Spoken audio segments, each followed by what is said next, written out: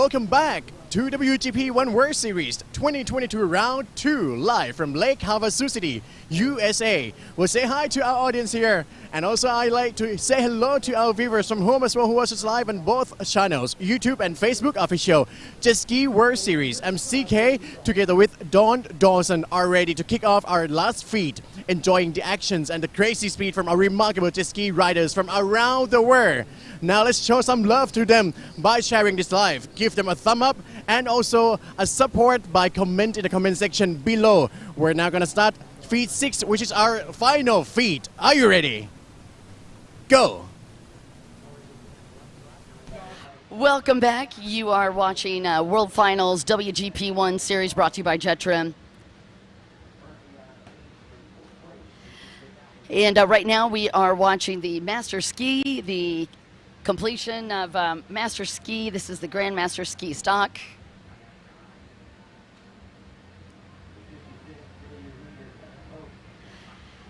And it was boat number 56 that had the whole shot.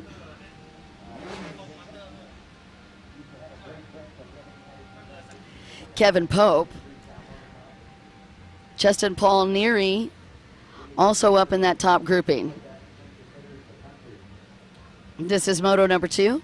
Philip Tufod won Moto number 1, and he's sponsored by a JSU, Robbie Jett, and Vishard. Craig Mad Dog Matta got a second in that first Moto. He's out of Las Vegas, Nevada, riding for Vegas Rentals and Pro Watercraft.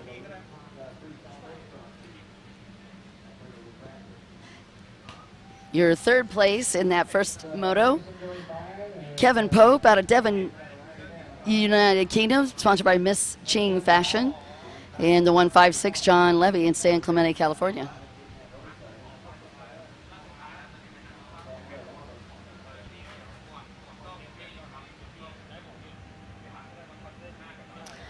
We are going to have 3 motos of Grandmaster Ski Stock, and this is Moto number 2. Good news is they're only required to do 8 laps on these. Grandmaster, 50 years or older.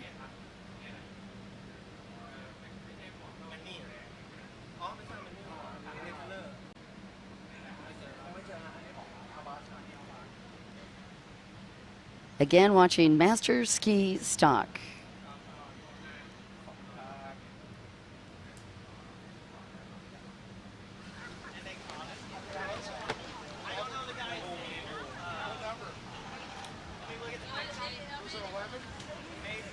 And Greg Bad Dog Matta, that is the boat number 11 you see on the outside.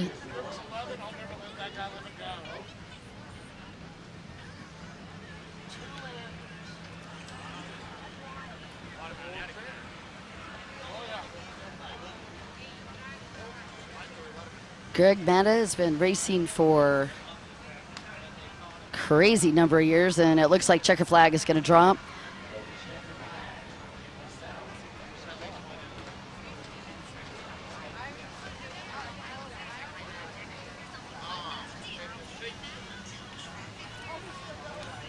That is boat number 78, Philip Tufod, who took the win.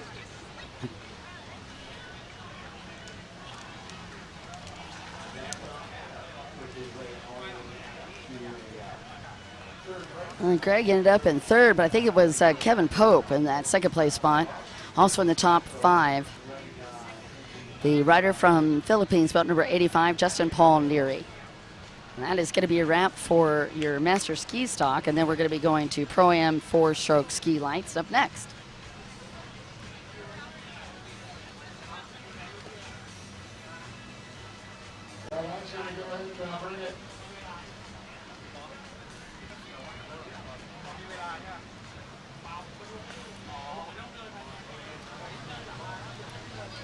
Let's see, we are on race number 16. We do have 27 races, and then we have still got more to do. We have a really exciting award ceremony that's going to happen tonight. I don't know if you guys have seen any of the pictures on social media, but got a really cool stage, and all the audio provided by, I believe the Jet Jam crew was helping us out with that. So much fun to give the novices and the amateurs the awards on Friday. We had some expert classes, a few Pro-Am classes as well. Packed house down there. And as you heard, we're up to our old numbers, up to 700 riders. That's a pretty amazing number for the World Finals. It was 33 countries on the end of that, so I thought we were going to be closer to 40, but looks like 33 countries will be represented.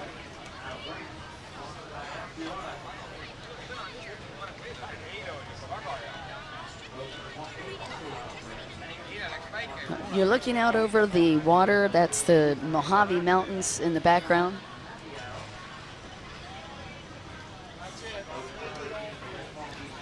Just got a chance to watch Pro Freestyle.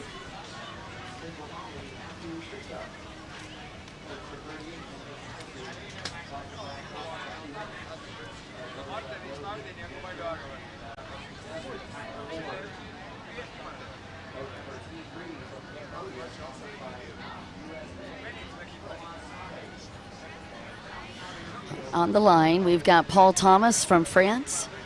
Pichon, that's Matteo Pichon. If you guys remember in that first moto, Paul Thomas actually got around Matteo. He'd gotten the whole shot. Matteo had gotten the whole shot and was up in the lead, and then fumbled, went down slightly, and when he went down, Paul Thomas got around him.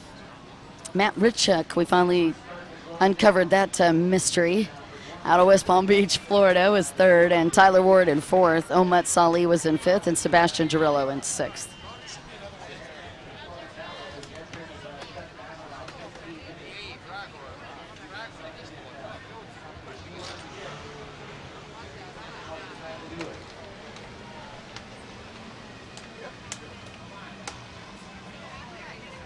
And we have Matt Ritchuk lining up on the pole position on the inside.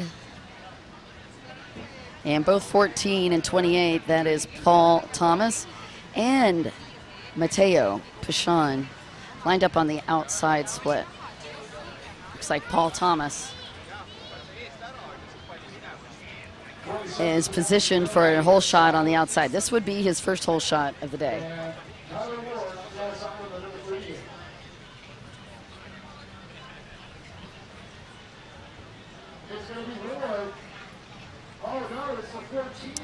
So Paul Thomas for the hole shot. Oh, nice setup for Paul.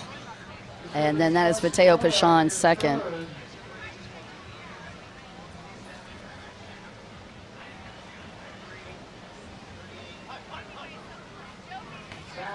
And looks like Matt Ritchuk back in sixth. Possible to be Girillo in third. Paul Thomas pulls his first hole shot of the day in Pro-Am 4-stroke ski lights. Matteo Pichon second.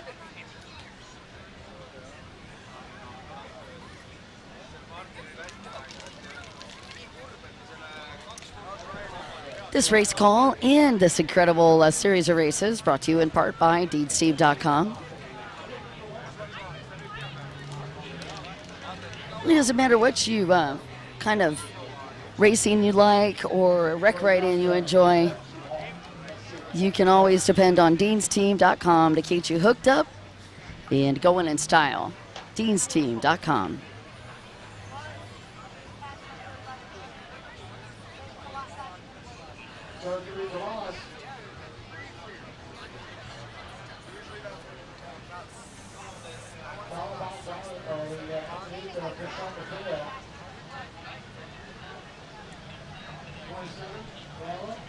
And there is Girillo in third.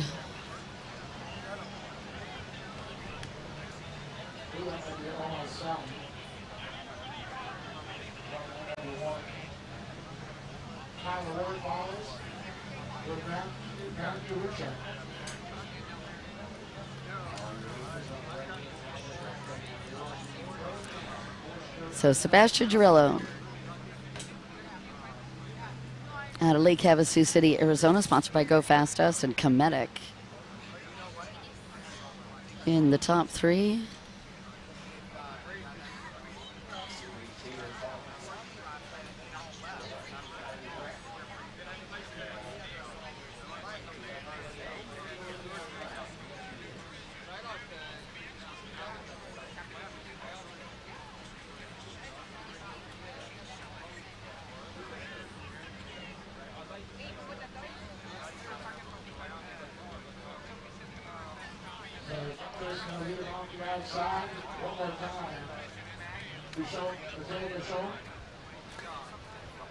Pro-Am 4-stroke ski lights. Break down what this class means. It's a pro and amateur class, which means the upper riders, echelon riders can enter in it, but also amateurs can race in this class. It's a 4-stroke boat only, but it's a light boat, so they're going to limit the horsepower.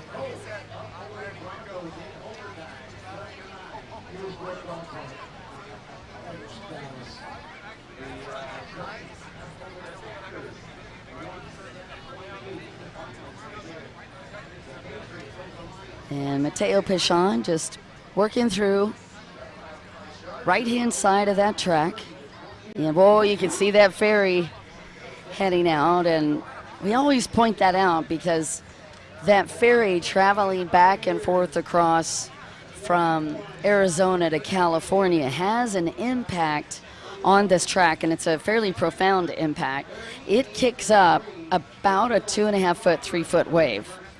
And when it comes through, it's a sneaker. We call them sneaker waves because there's no way to tell. There's no lip on it. It's just a wave going through the track. But what happens if you're not paying attention, and they go out at an angle, I'm sure you can kind of see that ferry, but it goes out at an angle, and so when it comes into the track, it comes into the track at that angle. And when you're on the backstretch, and if you don't see those waves or if you didn't catch that ferry going across, that wave can catch you very unawares. We've seen runabouts go 3 and 4 feet in the air, clearing water. And jet skis, we've seen stand-ups go up and over and sideways, hitting some of those sneaker waves. So just got to be aware of the Havanami is what we call it. And since that just went across, it'll take about 8 minutes or so for it to start having an impact on the track. You'll see it, though.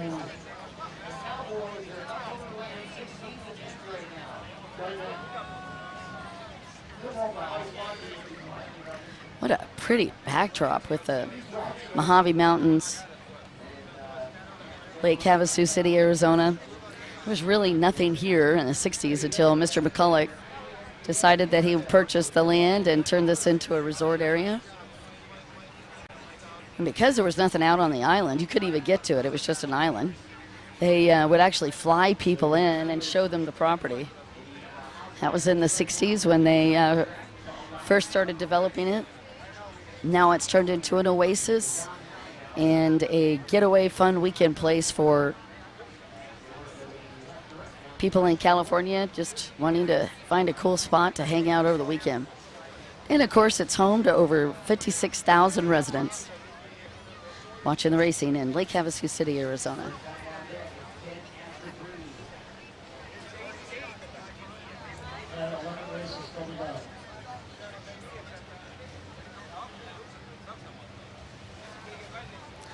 Mateo Pichon, points leader for the series coming into this. And the gentleman in front of him, Paul Thomas, won Moto number 1, and he's looking to win Moto number 2. Just got to hold on to that spot for a few more laps. That's Sebastian Girillo in 3rd. Sebastian already has 1 world title in ski this week.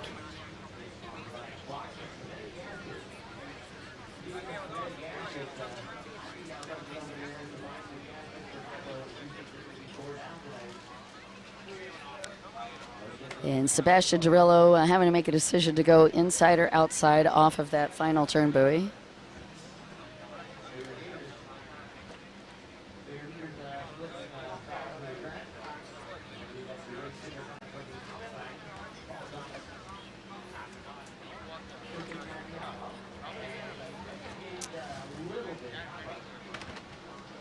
And looks like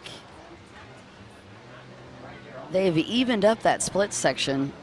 It was one of the things that we worked on over the break when freestyle was happening. They tried to tweak that split so that they would even up the inside outside.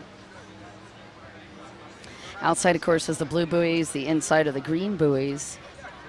And in order to keep the racing as even and fair as possible, we have to make sure that we're maintaining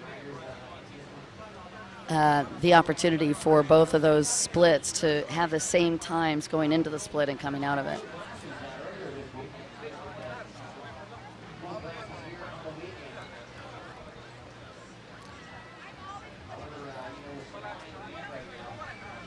And Paul Thomas and Matteo Pichon. And it looks to me like Matteo gained a little time on him on that last lap. Matteo going to go to the inside split. And I think that's what I'm talking about. I do believe with that adjustment, I think Matteo is going to be able to gain some time on Paul Thomas.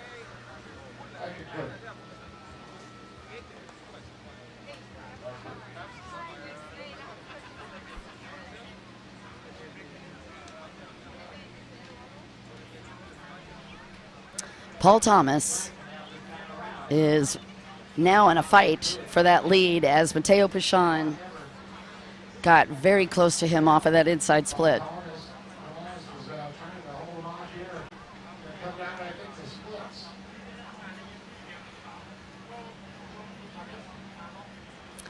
Matteo Pichon is reeling in Paul Thomas.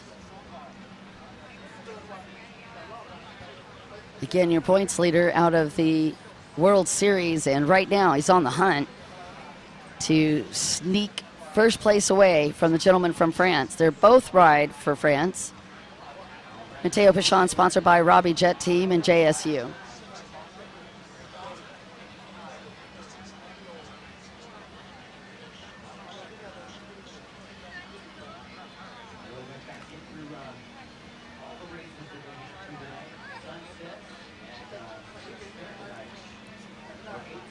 And Paul Thomas goes to the outside, and Matteo Pichon takes the inside again. I'm surprised that Paul Thomas didn't catch how close Matteo was on that last lap. And he does not defend that position by going to inside. He's going to try to hold off that lead by staying outside. He does take a quick look over and checkered flag. It was a smart move. He maintains the lead and takes the win in moto number 2. Matteo Pichon second.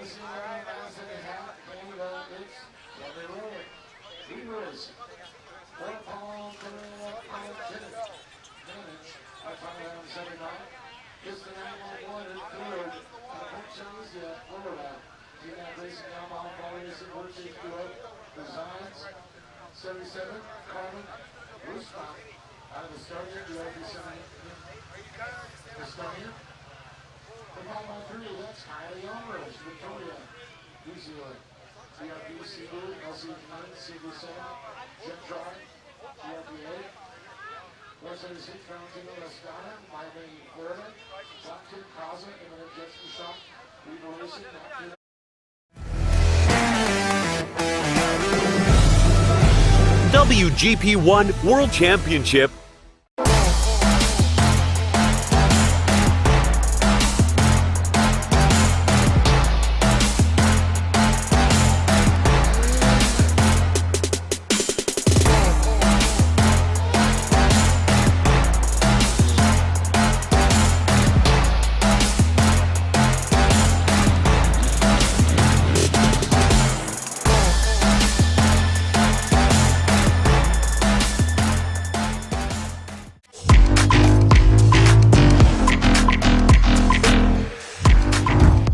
Jet Tribe Racing.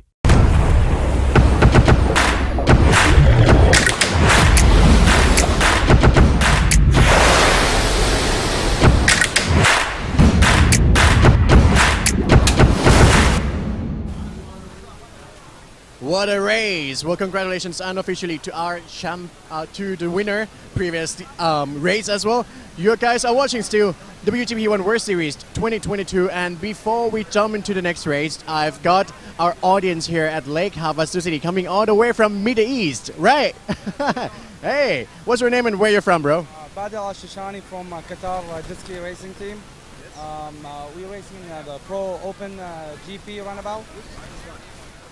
This one coming up, number 11, that's our ski. what's the name of the rider? Walid Al-Shishani. Oh, Walid, all right. So, where's he? Oh, he's in.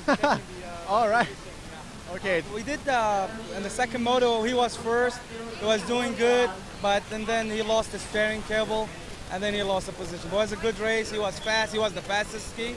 Yes. But just simple things sometimes happen. Just cable, steering cable. Right, true. Like, to expect the unexpectations would be the definition. What I can tell you guys right now, you know, like we have our international, like, jet ski riders coming all the way from around the world, and also including Qatar as well. How long does it take to fly all the way from Qatar to Arizona here? Yes, to LA, 16 hours fly straight, and then we drive 6 hours to Havasu. We do it every year.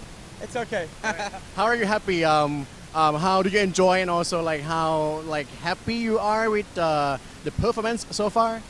Our performance, we had issue on Moto 1, electronics, second Moto, mechanical. But overall, you learn from mistakes, you know. Yes. We do it every year. Are we going to go to Thailand? I mean, a couple months. This is racing, you know. Yes. When you lose, is what it is. Yes, and the spirit of the riders as well, right? Because I was about to ask you, you know, whether you're going to Thailand in December or not, but you said that you'll be going for sure, right? Yeah, we are prepared for All right. So how do you train? How do you guys train? You know, like before like each competition like coming up? You mean the training? The training? Yeah. The rider, you know, all the training on the rider, he eat healthy, train kind of every day, all kind of training, CrossFit, jet ski practice, you know, he has another ski for practice. It costs a lot, you know, to build 2 or 3 skis like for practice, but how he does it, he go in the middle of the water, have a course, I practice with him with another ski in front of him, just push him all to the limit. Right. Because from my understanding, it's not only the rider himself, right, or themselves, but it's all about the teammates, you know, like the team. And also that representing Qatar, you feel any pressure, any excitement, you know, like you feel honored, you know, like to be the representative from Qatar, right? I am very honored to be from Qatar and part of the team. I am the tuner of the team, Yes. you know, with the laptop stuff and the thinking. Yeah. My dad, he's the main mechanic. Right. And yeah, we are national team, supported by Doha Marine Club, so from the government. So I'm very glad and thankful for the support. All right. Well, apart from the government organizations, anyone or any, you know, like fans you like to specially mention to, who perhaps, you know, now watching, grab a cup of coffee and in their hands, you know, like watching from Qatar right now?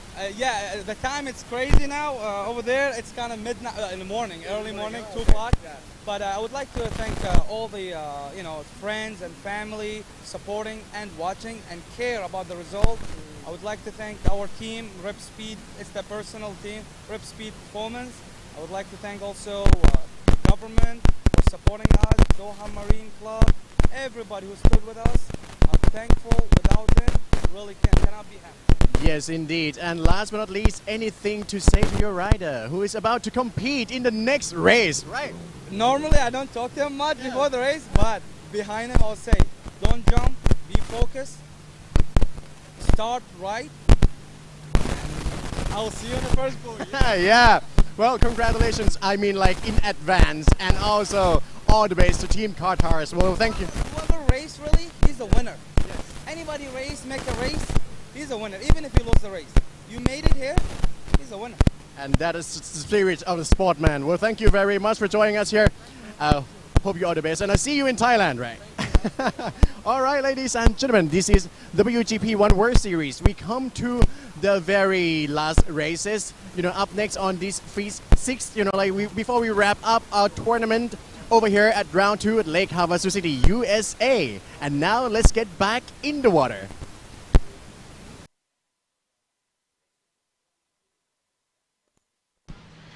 All right, we're back. Thank you so much, CK. Pro-Am Runabout Open is on the water. And it looks like Orifan Terapatpanech leading. As we come into this, C11, Tammy Rarick winning that very first moto, sponsored by Riva Racing. Tammy was out of Medicine Hat, Canada.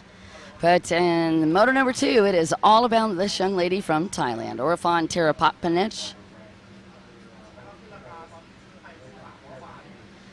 And she has got firm command. In third in the points so far is Sophie Francis.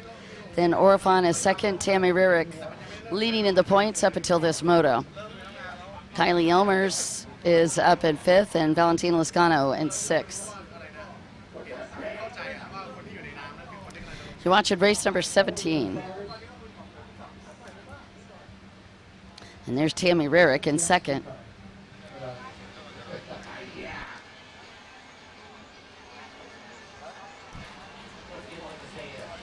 All right, little switch in leadership as Tammy Rarick now trying to navigate a strategy to get around Orifan Terapatpanech, but Orifan with a pretty massive lead.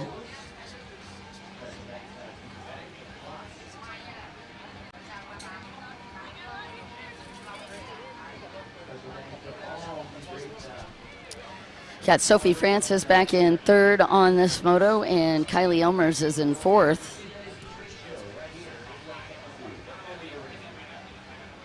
Again, the young lady that is a multi-time Thai Cup champion and a celebrity in Thailand, Orifan Terapatpanech, leading in the 2nd moto for Pro Women Runabout Open.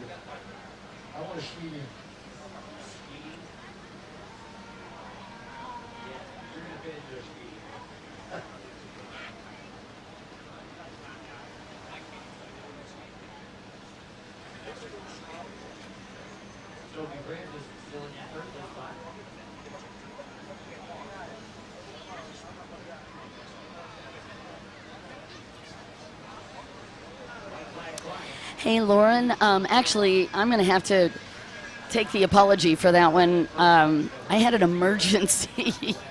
I had to run and handle.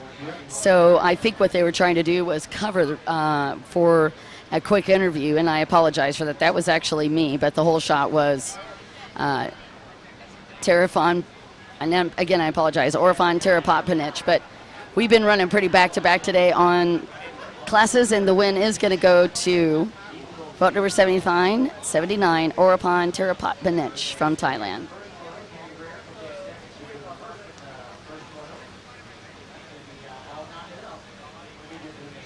I'll tell you, those are 2 fast ladies.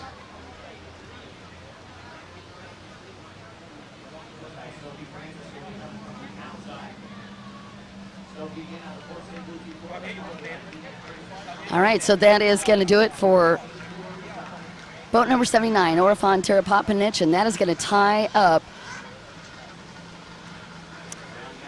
Tammy Rarick and Orifan Terapatpanech as we come to that 3rd and final moto. In 2nd place was Tammy Rarick. In 3rd,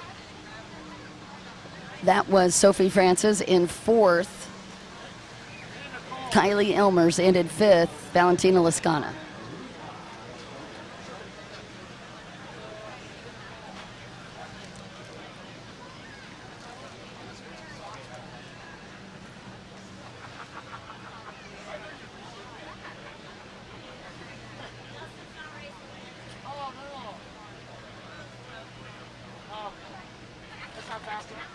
You guys are too kind. I'm so sorry that you missed the start of that race. And honestly, I'm sure that's why they try to go to the interview, because they can't just cut the live feed, but suddenly the announcer disappears.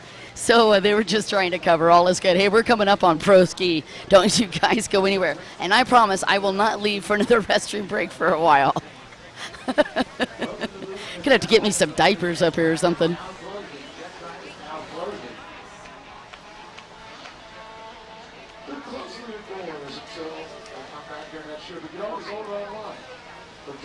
Oh my gosh, somebody just popped off walking by and said Dawn, sponsored by Depends. That is hilarious. All right, you guys, we've got a few more races to go, but we've got one of the premier races coming at you. This is Pro Runabout GP.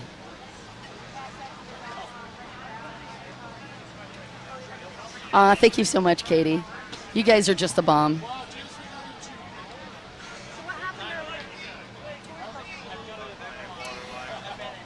And you can just take a look down there on the line, and it is Jeremy Perez, the 86 boat, and just looking out on that inside split, that is Albaz, who took the win in Moto number 2. It was Skinny Mo that took the win, had the win in Moto number 1, but he dropped back to 5th place in that second Moto.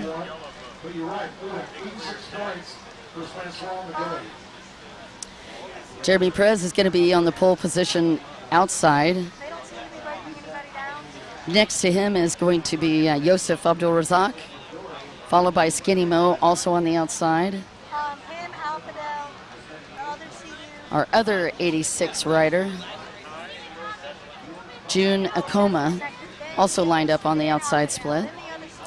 Waleed Al-Sharshani, who smoked that whole shot in the second Moto, he's lined up on the outside. Matthias Seaman is lined up on the outside.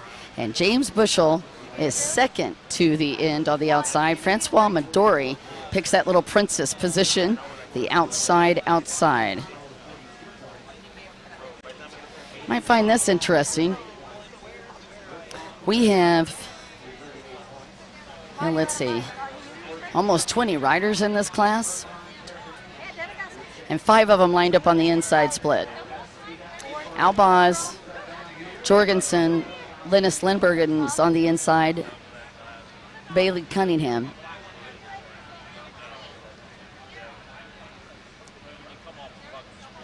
And I think Georgi Kashi is also on that inside split.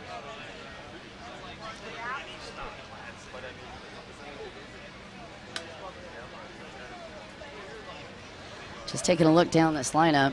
Let's go through this. Your winner again in Moto number 2, Albaz, and that win enough to launch him into the lead with 113 points. Jeremy Perez is in second, 2 consistent runs. 4th and a 3rd place finish. He's 91. He's tied with Yosef Abdul-Razak. Yosef Abdul-Razak also has a 3rd and 4th place finish. And a little bit of a slow start for Francois Midori out of that outside. Midori currently in 4th, Skinny Mo in 5th, James Bushell in 6th overall, June Nakoma in 7th, Waleed in 8th, and I'll have plenty of time to talk. We got a red flag. Marcus Jorgensen in 9th, Rasmus Koch Hansen in 10th, Matthias Seaman in 11th, Sam Johansson is in 12th. This is your overall points so far. Juan Lizcano in 13th, and that is the one that you saw there. 14th is Bailey Cunningham. Georgi Kashi not able to finish that second Moto, so he's going to rack up no points. And Dustin Farthing, as you know, was in that top 5 in the first Moto, but he broke, and that also cost him points. Although he is back down on the line, he's in middle of the pack on the outside. All right, we're going to break him back and re-rack.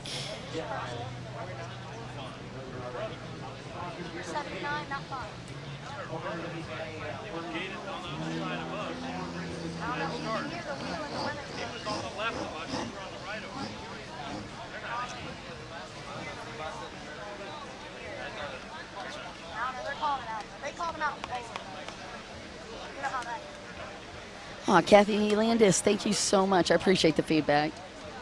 No, Nate, actually, we've got, or you're asking, is this the last race for Runabout GP? That is correct. This is your final for Pro Runabout GP. We've got 3 motos for them. We will have 4 motos for Pro Ski, just to get you in the loop on that. Lauren, we can find you a bucket. Quote of the day on the live feed. Somebody get Lauren a t-shirt for that one.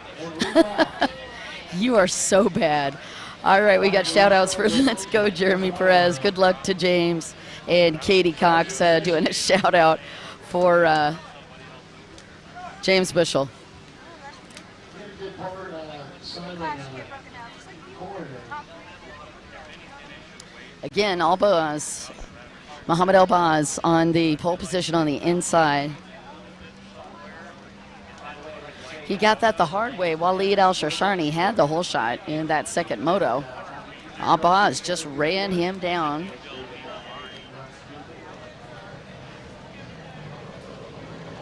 Skinny Mo took the win in that first moto. He just had a tough break in moto number 2. Only racked up 18 points, so Mo is in 5th place right now. As we get ready to go, this is a restart, and I didn't see any penalties.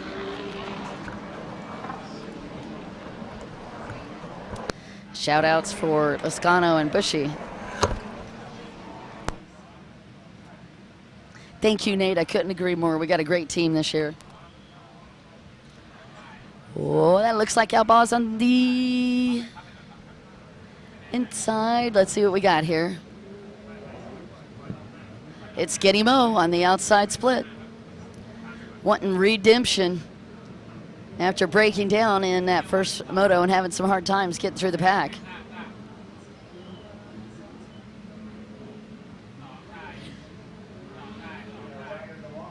$25 world titles for Skinny Mo, and he's on the hunt for another one.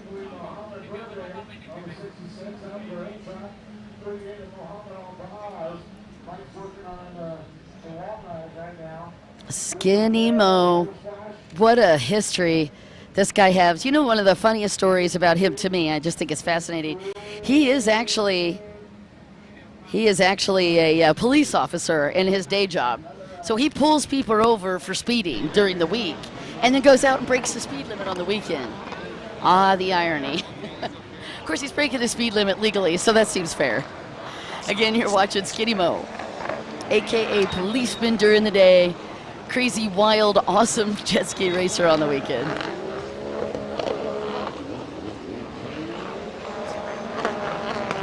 Your points leader coming into this was Jeremy Perez, and he had a pretty good lead, 221 points. Midori was second, and Sam Johansson was in third. Yosef Abdulrazak was fourth.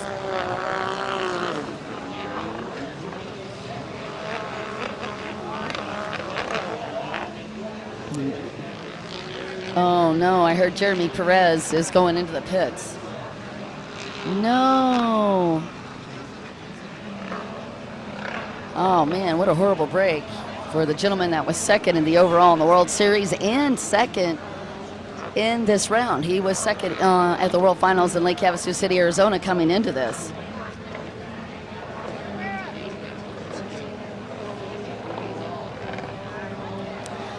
Watching Skinny Mo, Mohamed Barabi, that title given to him, the nickname by Kenny Sims, one of his early mechanics that used to help him out when he came over to the World Finals. His first race was in 2006 in Dubai, and he's always had this goal of starting a jet ski school to teach Kuwaitis how to train and compete in tournaments. And by the way, that goal has been realized. He's trained quite a few upcoming riders. Abaz is back there in this hunt, and so is Al-Shashani, and there is Perez back out on the water. So doesn't look like he went all the way in. I think he was just having some boat tricks. So Perez back out there, Jeremy Perez. And there also might have been a June Ikoma. We have 2 86 boats out there, so it's possible that the announcers on the live call were talking about the other boat number 86, that's Mr. Ikoma. As I do see Jeremy Perez out in fourth. Francois Midori in the top 5.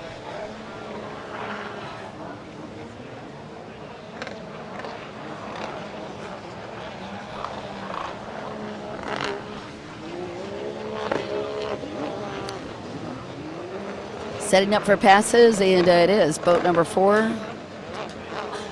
Francois Midori in that 5th place. Currently in 4th.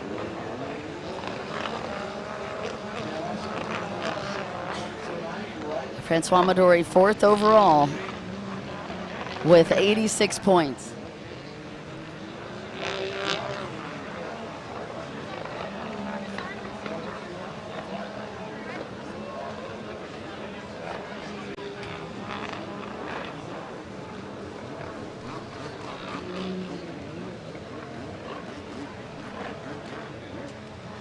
Skinny Mo comes through the outside split.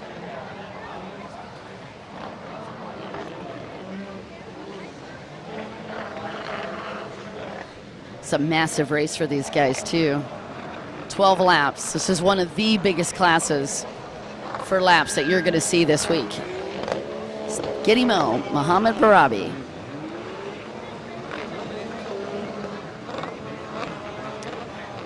Sponsored by Zane Finance and Red Bull. He is the most decorated Middle Eastern jet ski racer champion. And pretty proud of the fact that he was able to get a silver medal in the 2010 Asian Beach Games. Albaz in second.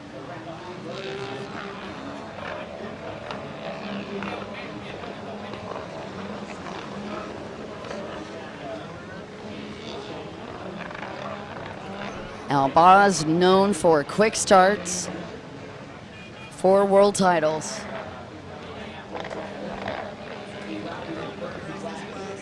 Albaz came in 10th overall out of that Poland stop. Born in Kuwait. Albaz, a 12-time world champion. And the halfway mark comes up for your second place rider. Albaz taking a quick look back. He does have quite a bit of traffic behind him.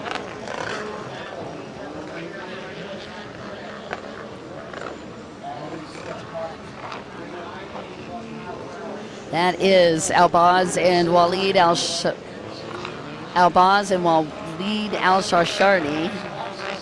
And then in that 4th place spot is Jeremy Perez. So again, your top 4: Skinny Mo, Albaz, Walid Al-Shashani, and Jeremy Perez.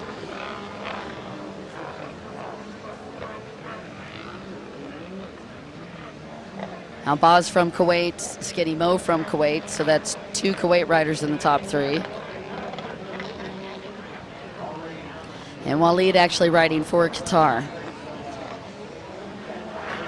And look how you can see Skinny Mo just taking a little extra time to make sure he didn't have a white flag from the tower. I don't know if you guys caught that, but because they're going those extra 2 laps, these riders sort of used to a 10-lap moto. And you can see he was looking like, are you sure?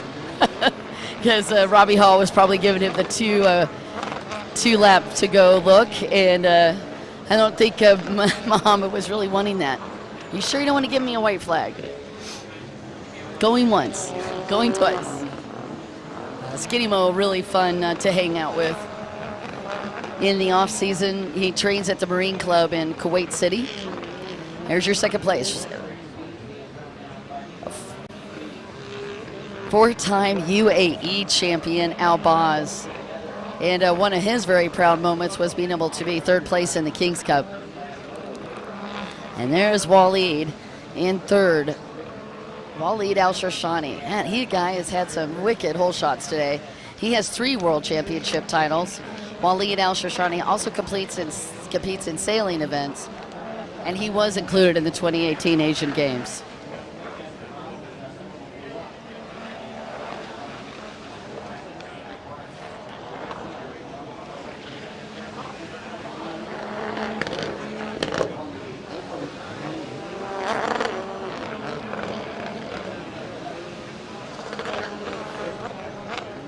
All right, again, top 5, Skinny Mo, Albaz, Al-Shashani, Perez, and Francois Midori. Abdul Razak has moved up. I have been looking for Yosef Abdul Razak and James Bushell. So Yosef Abdul Razak is in 6th, and James Bushell is in 7th. of all of these guys on the track, we try to do statistics on hole shots, and Mohamed Al-Baz runs a 79% chance of getting a hole shot when he comes to the lineup. That's how often. So out of 10 times he goes to start, he generally, 7 out of those 10 times, will get a hole shot. That's how quick that guy is off the line. Skinny Mo still looking like, really? Where's my white flag? We're just giving Skinny Mo some bonus laps.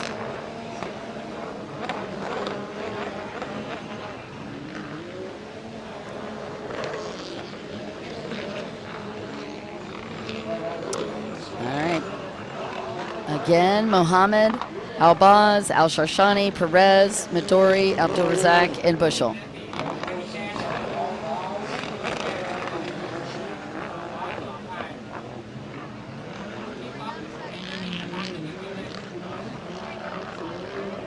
No change on that top three.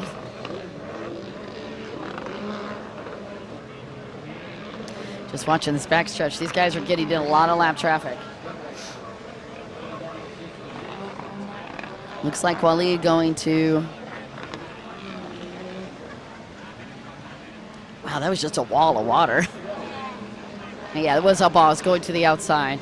Al-Baz is going to follow Skinny Mo. Ooh, looks like Perez followed him.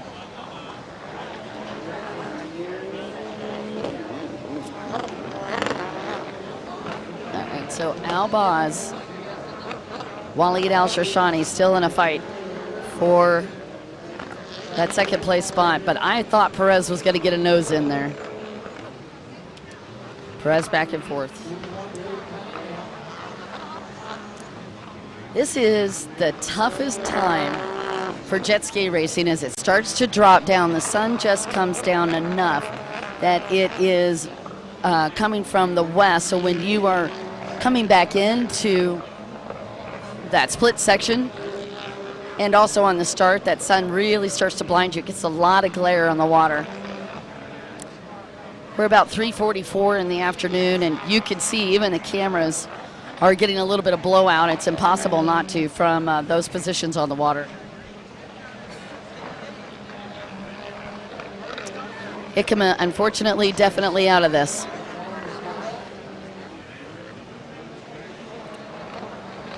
All right, Mo, Al-Baz, Al-Shani, Perez, Midori, and Jorgensen has moved up. Jorgensen got around Bushel.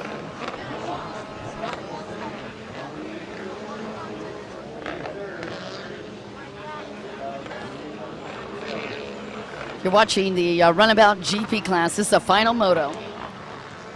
We are going for all the monkeys here.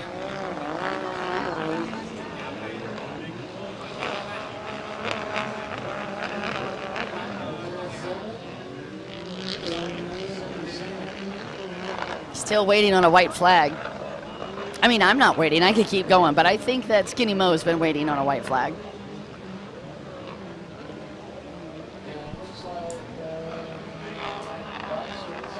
I saw Linus Lindbergh coming through there, and Matej Seaman also coming through.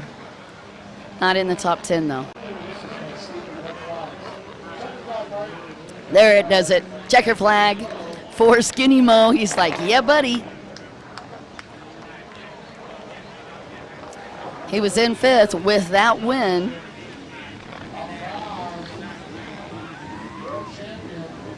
Has 60 points added to it. Al-Baz is going to be your world champion. Congratulations to Mohamed Al-Baz. Jeremy Perez giving the other guys some love. Great racing for all these guys. Perez ended up in 4th place on that one.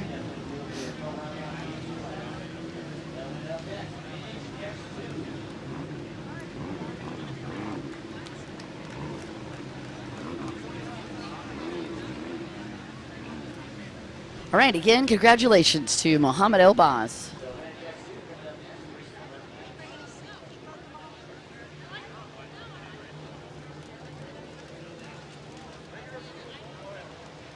Hey, you guys, thanks so much for watching the GP Runabout class, but don't you go very far. We'll be right back. It's time for ties to encourage each other.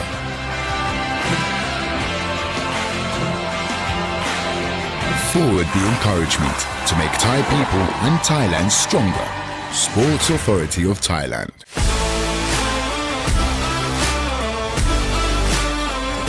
National Sport Development Funds.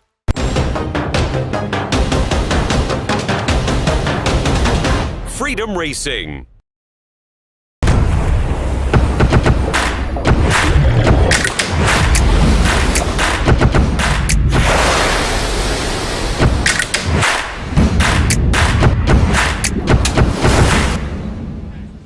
That crazy speed, what a race! And that wraps up Moto 3, which is the final of Pro Roundabout GP. Mohammad Burbaye from Kuwait came in first, while Mohammad Albas, also from Kuwait as well, came the second. But for the combined score of 3 motos, unofficially Albas Mohammad from Kuwait is the champion. Well, congratulations to you. Well, ladies and gentlemen, we take a little break right now before we jump into the next race. Still many races to go, including Pro Ski GP as well. Don't miss out.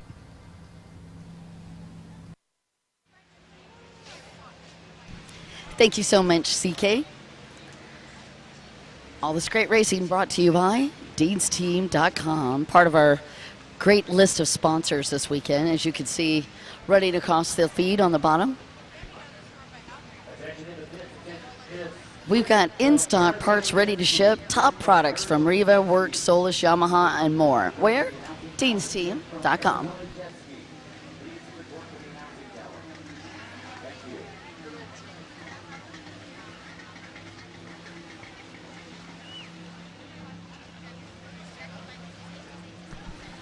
Hey, we got more racing for you. Also, we have some cool hats. Great looking crowd out there as we continue to count down these races. We're on 19 of 27.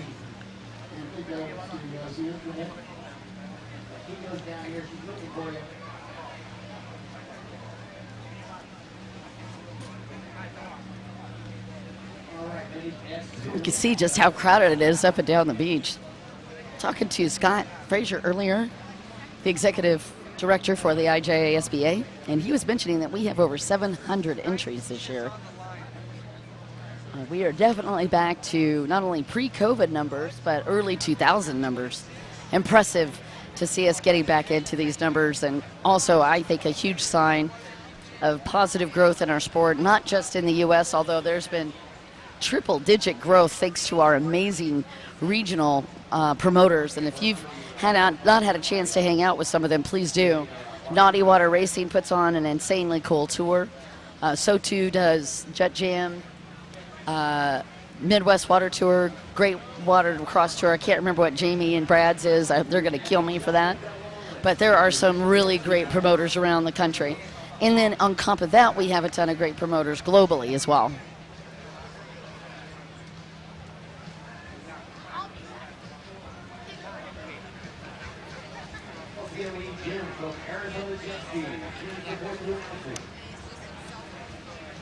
All right, we are onto the vintage ski class, moto number 2. On the pole position on the inside is going to be Jeff Hansen, who got 3rd in the first moto.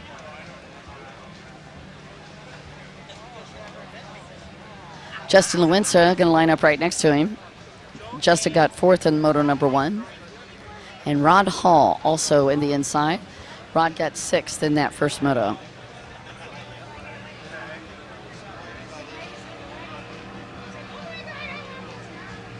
Andrew Cesare out of Hawthorne, California took the win in moto number 1, and he is going to line up on the pole position on the outside.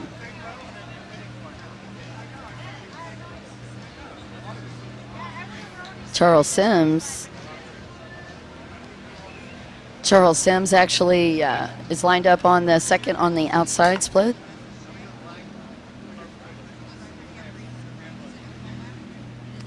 And your outside, well, that's going to be Andrew Freeman. There's a little shakedown on the lineup.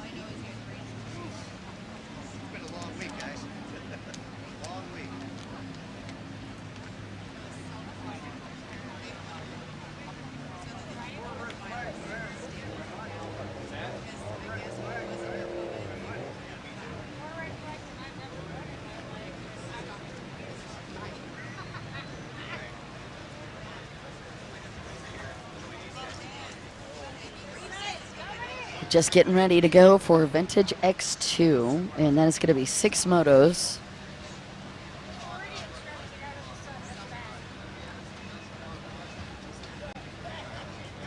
And this is going to be only 2 moto race.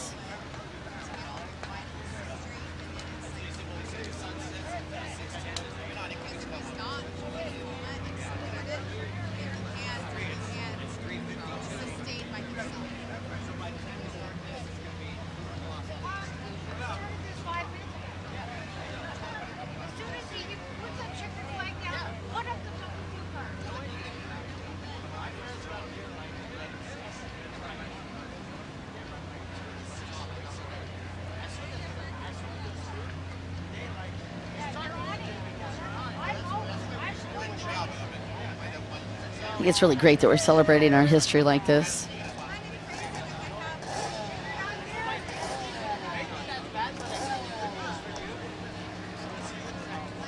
This is one of those boats I never quite could get a handle on how to ride, but a lot of these gentlemen just rock this machine.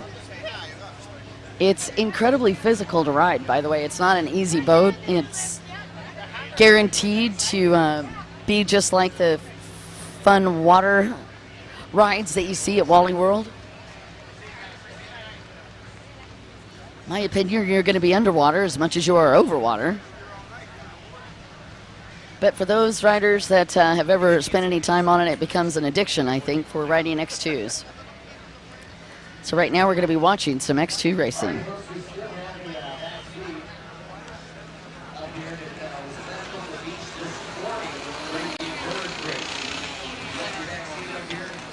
X2's newest incarnation is from 2006, the 800 SXR. The Kawasaki X2 was the first mass-produced sit-down watercraft.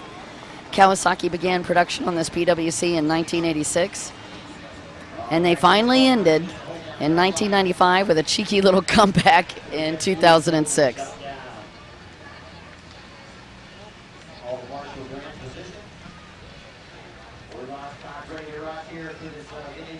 The craft is small and light, but the idea behind it was that 2 people would be able to sit, though, yeah, I don't see that happening. I've never seen 2 people be able to ride this comfortably. X2's gained a ton of respect over the years in the stand-up communities, has gained its own cult following. Hence, why we have a Vintage X2 class. Oh, thank you, Brian. Brian, keep me honest out here. Great Lakes Watercross Tour. That is another fantastic regional promoter. Brian, thank you, bud. You said that, I went. I looked and I went. We moved it off right at the last second. Because like we don't need it. Do it on the short. Because earlier I was even looking at Chris's skin. I'm like, maybe it's up top. Maybe they just put it up. Hey, what race is it? Last one?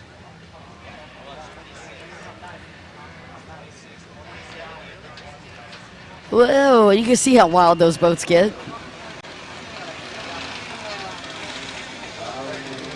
All right, Robbie Hall calling it from the tower. You can see our line safety director, that is Sarge, back there watching to make sure that the starts are clean. Oh, that ski is smoking. I mean, not smoking fast. That ski is legitimately smoking. Too funny. We got to start here for X2. Going old school. That's looking like Jeff Hansen on the inside.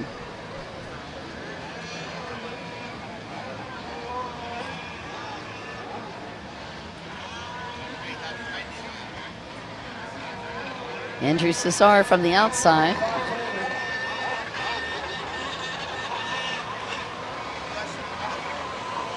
Wait for it. Yep, it's going to be Andrew Cesar with the hole shot. Look how crazy. You have to turn this thing almost all the way over on the side to get around the turn.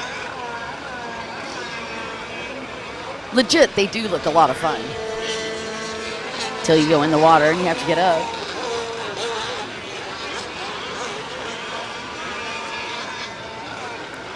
I'm not gonna lie, my favorite one's the pink one.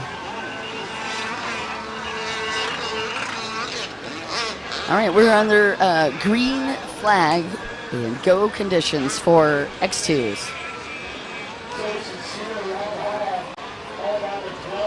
See what I mean? Right there. How do you get on this boat?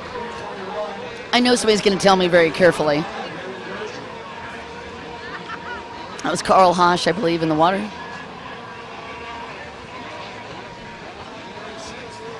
Is it really Luke's? Luke's boat is smoking. Oh my gosh, Rudy. Is Andrew's nickname really Tinkerbell? That's priceless. Again, Andrew Cesar, sponsored by Sandhopper Beach Wagons, Ace Performance, competitive demo. That's your race leader. I saw Hansen up there. I'm going to call him for second right now.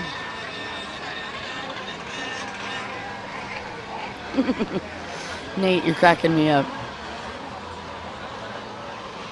I can actually smell the race fuel from the live stream tent, which is, if you guys are familiar with a typical setup at the World Finals, we're back where the Jet Tribe tent is, and we're actually facing the Jet Tribe tent. So I'm enjoying the beautiful view from a TV monitor. And I like it, because we get to bring you the action. Rod Hall on third. Ooh, check that. 419 scooped back a little bit. It is change in leadership here. All right, no change for Andrew Cesar. He is your leader.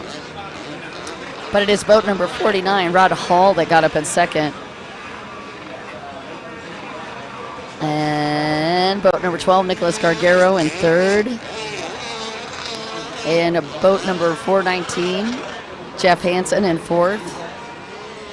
AJ Lewinstra in fifth. And Charles Sims in sixth. At least that's how it stands right now. Harry Gocher, by the way, in seventh. And by the Harry Gocher, congratulations on the nuptials. Gary wed Corey Strickland this weekend, making an honest woman out of her and an honest man out of him. They're such good people. We are really blessed to have Harry Gocher in the family. And then Andrew Cesar taking a quick look back.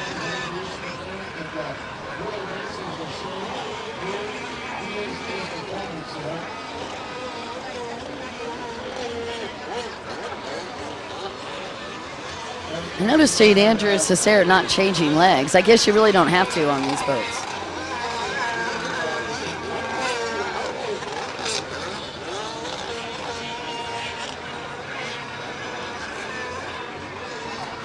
You're watching Vintage X2, and that is going to be our last vintage class of the day. Enjoy, please. And 6 laps for these guys, so we're being nice.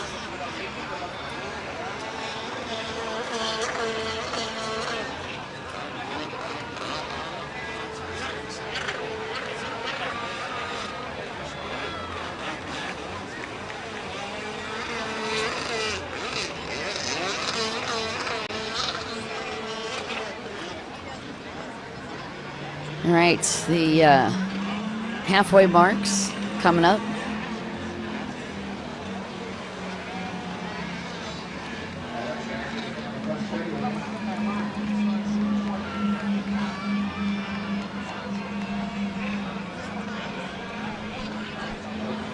Nana Barbie saying go Thailand. Again, your race leader, Andrew Cesar out of Hawthorne, California. Boat number 49, that's Rod Hall out of La Crosse, Wisconsin in second. White flag is up. Boat number 12, that's Nicholas Gargaro in third out of Minnesota. And the 419, that is Jeff Hansen out of Lino Lakes, Minnesota. The 321 of AJ Lewenstra out of Kansas.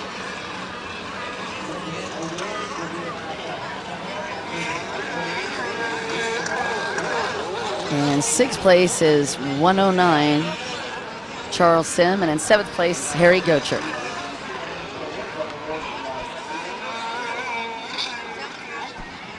Bryce, right? X2 addiction, I think is what you meant to say. And it's interesting. It's like once you guys are hooked, you're fully hooked.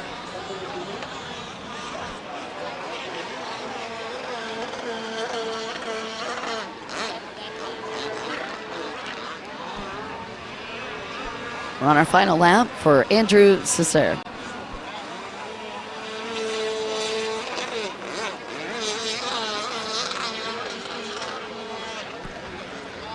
And white flag. Uno mas for Andrew.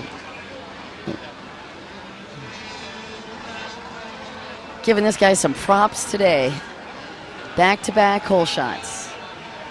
That'll do it.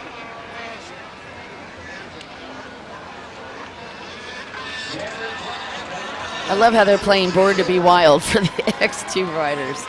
Checker flag is out, and the win goes to Andrew Cesaro, your new world champion.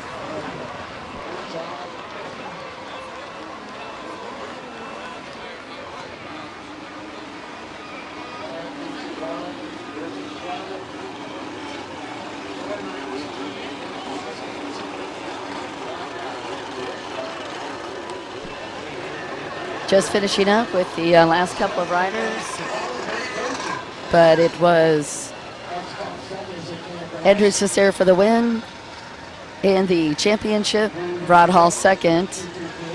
This was for this second moto, and then Nicholas Gargaro actually is going to take second on the podium tonight in the World Championship. So Andrew Cesare, your new world champion, and Nicholas Gargaro, your vice champion. And I believe Jeff Hansen will be your third place on the podium this evening for Vintage X2.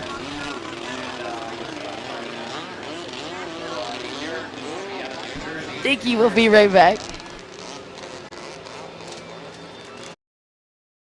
It's time for ties to encourage each other.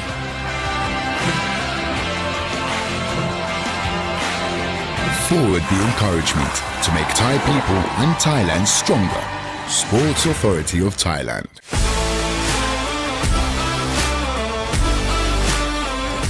National Sport Development Funds.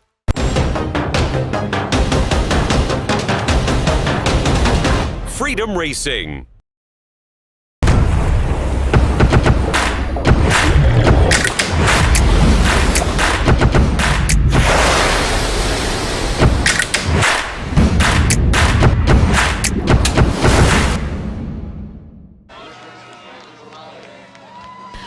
Welcome back, you guys. We're still getting those X2s through because they're a little slower.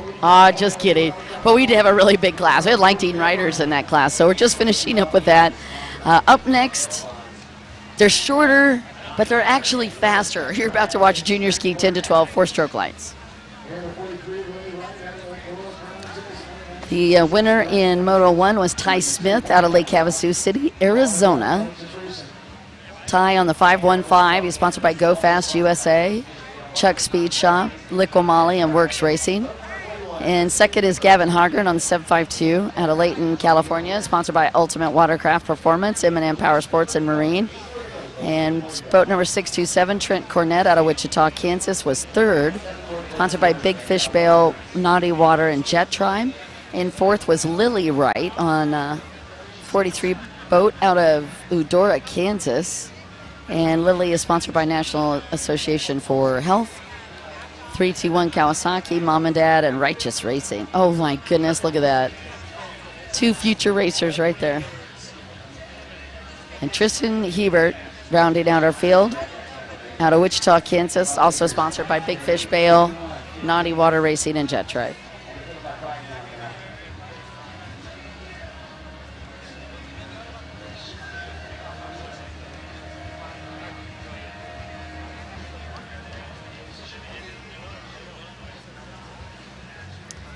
Nana Barbie and Orca, I'm going to look in Texas. That's awesome. There's some good riders.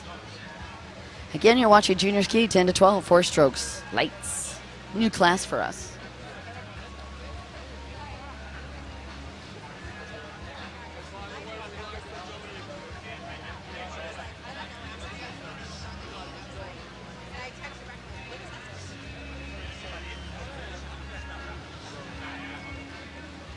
And Robbie Hall giving him the signal. Let's get her going.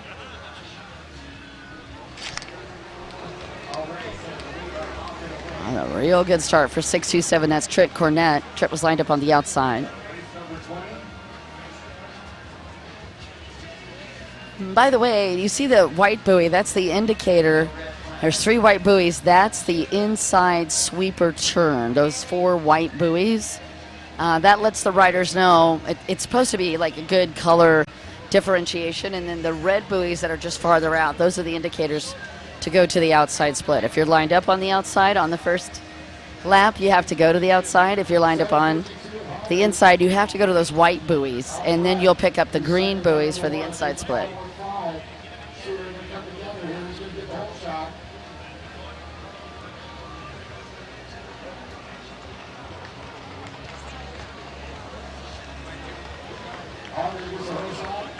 And that is going to be 7:52, Gavin Hoggard.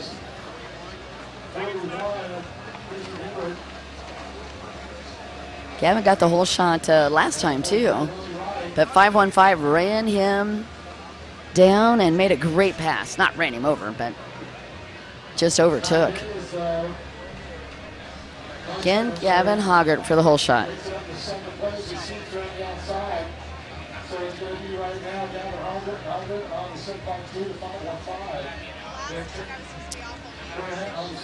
Interesting, Ty Smith, your race points leader, in second.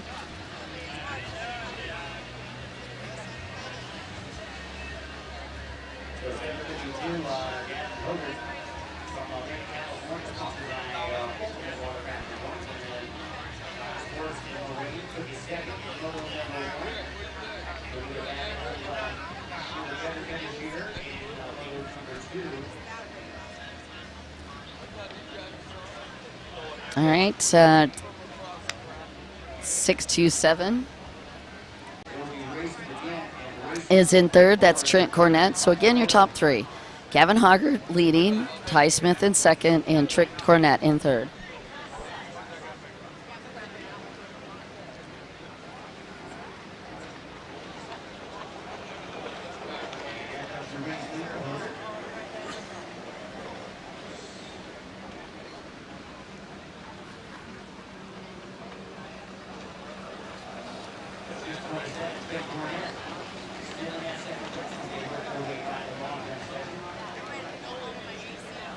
There's a 515 of Ty Smith out of Lake Havasu City, Arizona.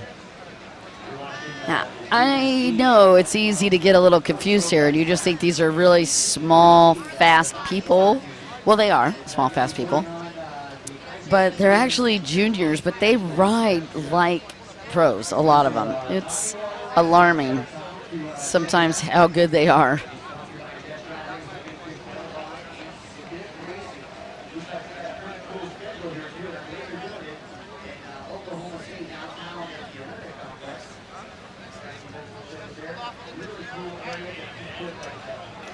By the way, for the first time ever, we have the opportunity to do junior nationals.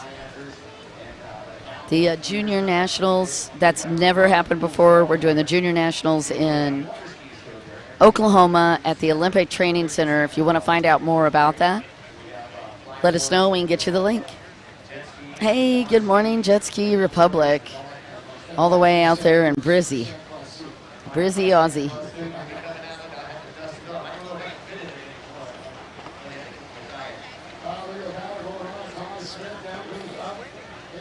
That is Ty Smith. Still trying to push. Oh, and 752, Gavin Hoggard went down. And that is going to put Ty Smith in the lead in the second moto as well. All right.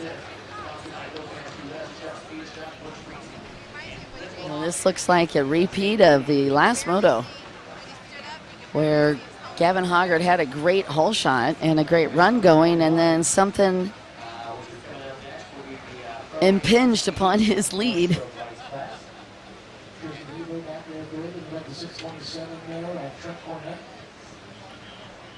Out of Wichita, Kansas. Hey, by the way, we'd like to say very to all our good friends up at Yamaha.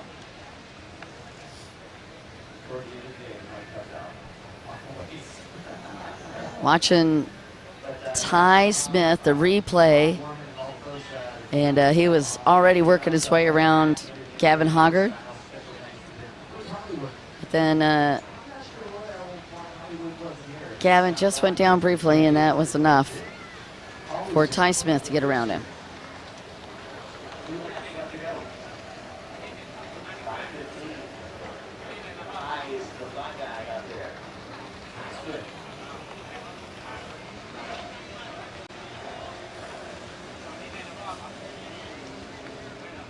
By the way, for those of you that aren't coming, of course, please make sure that you bring your own seating. Watch it, Ty Smith out of Lake Havasu City, Arizona. There is no seating down there. Offer is a nice thing. Sit on the stage for me. Actually, we're going to be doing stuff on the stage. Pro-Am ski stock is going to be up. No, I'm still telling you stories. I got to stop that. Race number 21 is going to be up next. That's Pro-Am ski 4-stroke light. Before I get all excited there.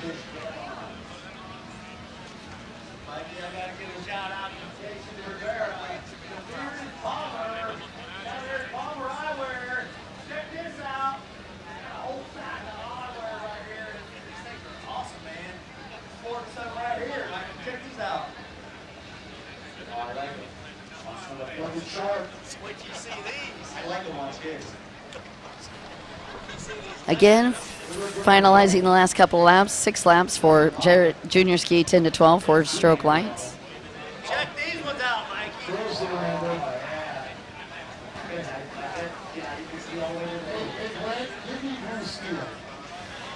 Ty Smith. What a fantastic little racer.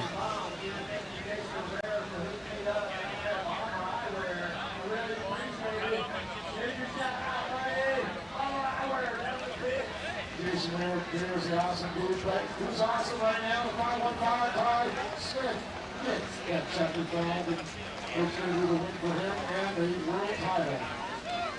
All right, checker flag comes out for Ty Smith out of Lake Havasu City, Arizona.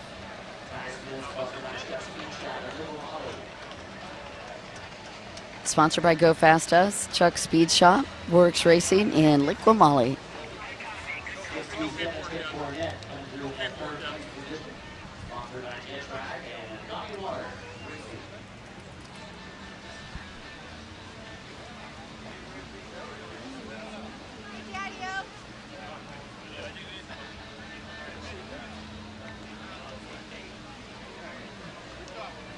We're moving on to race number 21.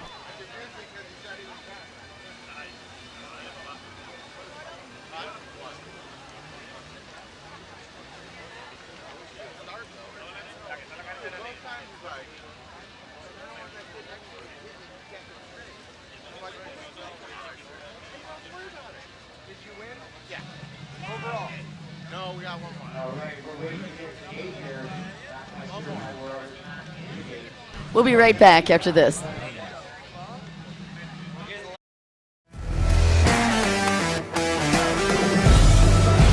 WGP1 World Championship.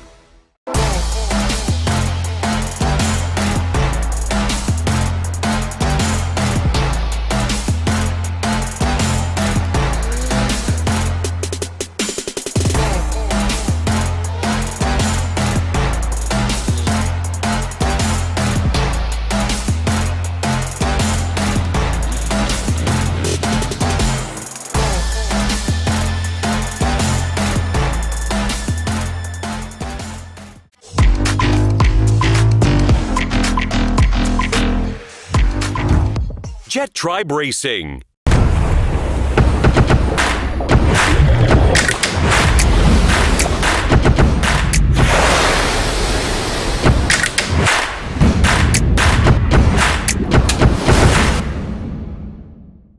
It's time for ties to encourage each other.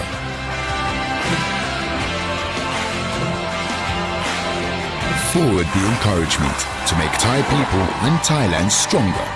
Sports Authority of Thailand.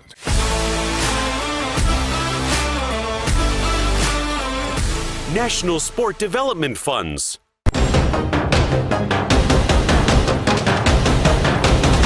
Freedom Racing.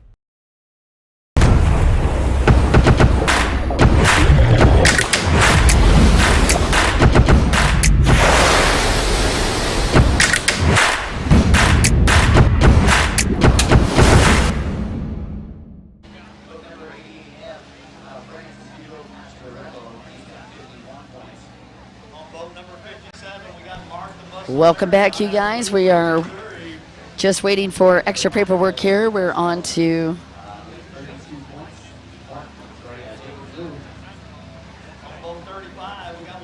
Pro-Am Ski 4-stroke lights.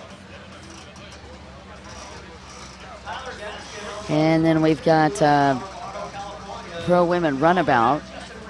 We're on race number 21, Pro-Am Ski 4-stroke lights. And a couple of questions about what the course marshals were doing underneath the tower. So the process for racing is you'll see the riders take off, and as they're doing laps, the scorekeepers are all in that tower where you see Robbie Hall showing the 2 card and then doing the white flag, checker flag, and all of that. That's where the scorers are as well. Counting each lap, double checking each number. There's multiple scorers that do that. And then once they're done, each race, the course marshal has to go over to that tower, and they put in a waterproof canister, which we've learned the hard way. It has to be a waterproof canister. And then the course marshal takes it back to the scorekeepers in scoring past tech. Now, the scorekeepers and scoring has to be right by tech because we've got to monitor any questions on skis, or if they have to tear down skis, or any disqualifications or protests. So scoring has to be right next to tech. And then the other kind of critical piece of information you may want to know about is the tower is also where the rider always double checks what race they're on. So if I come to the line and I'm race number 6, let's say, but I show up on race number 4 and there's a bunch of runabouts, all I have to do is look in the tower and you can see what race number you're on, and it'll clearly say race number 4. So that's why we have that race number up there as well, so we don't accidentally get in the wrong classes. That was, when I put on closed course races, my deal was that if you don't have 5 races, there's no class. I'll give you your money back. So we're just waiting on some paperwork before we get going.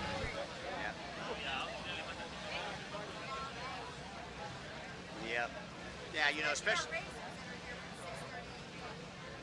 And, well, the only good thing is, the way that we're doing the awards, it's not as bad as it was like over at the Nautical, where everybody's talking in the back, and, you can't get anything done, and you have to keep telling them to shut up and everything like that. Sebastian Girillo's boat down there. Here, it's open. You know what I mean? We got through the amateur awards. We probably had twice as many amateur awards as we have pro awards. We got done in less than 2 hours. So, that's the only benefit about having it down here. However, if the weather decides to act up, we're all jammed.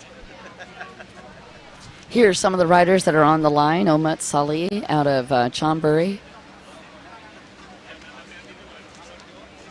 Originally Cambodian. He rides for Knopf USA. Gypsum.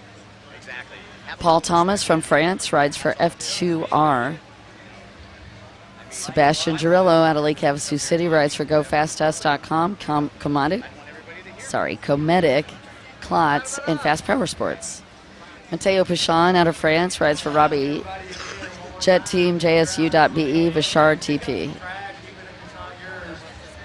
Boat number 38, Tyler Ward.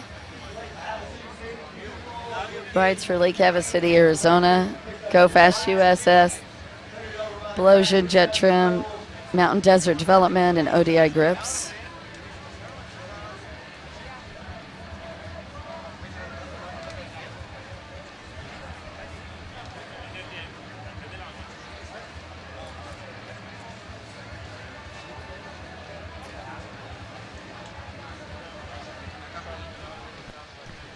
Looks like a pretty awesome day to be on the lake. Just hanging out.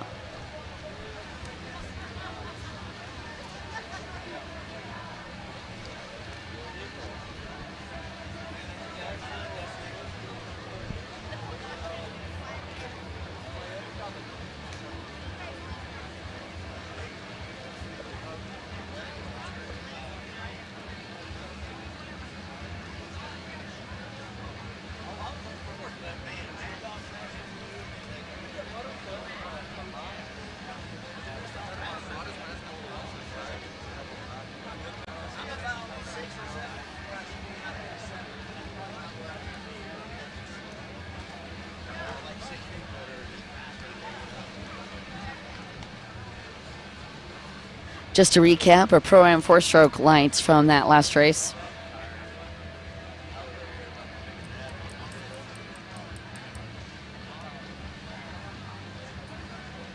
All right, we got the riders moving into position, so we're going to get some paperwork up here on It was Paul Thomas with back-to-back wins. Done the hard way. And then Mateo Pichon, Matt Richuk,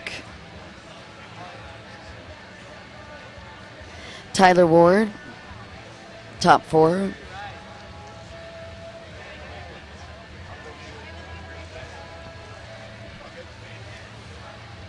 And that's the tower I was talking about with Robbie Hall and all the scorekeepers in it. I don't know if you've noticed the boat traffic over the last few days, but do you see that little kind of houseboat kind of fun rider there as it's making its way? That is the channel that goes underneath London Bridge. And we are just outside of that little area in a little campground that is a huge RV campground. They got theirs down there, so we should be underway here shortly. But I'd like to invite everybody out at the end of this month, October 29th and 30th, to Tavares, Florida, for the Hydro Drag World Championships that will be going on. World's fastest jet skis, world's fastest riders, really are there at the Hydro Drags. 1 second, just grabbing sheets.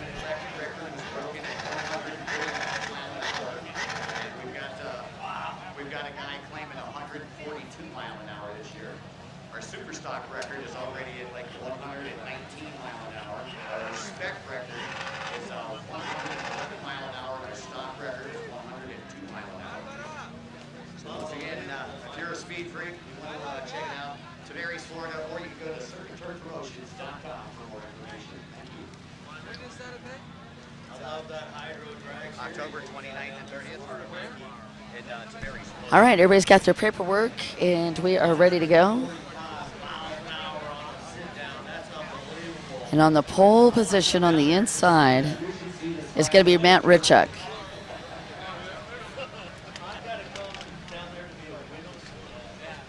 Tyler Ward also on the inside. Sebastian Girillo as well.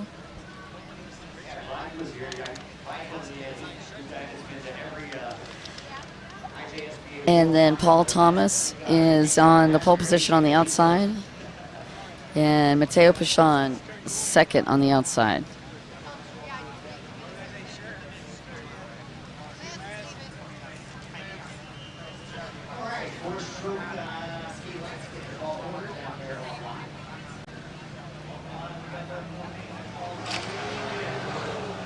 And the T5 boat also on the outside, and we're ready to go.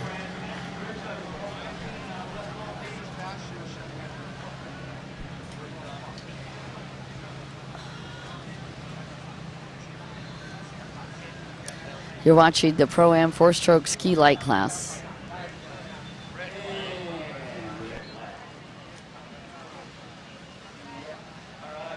Unfortunately, we're going to have a red flag on that one.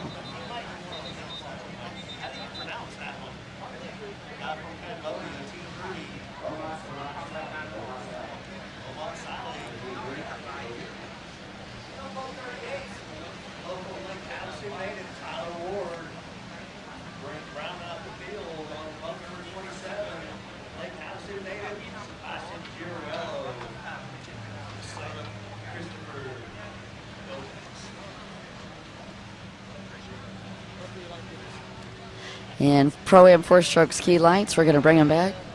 Oh, look at this. Mikey's got his own bombers. What color are they? White.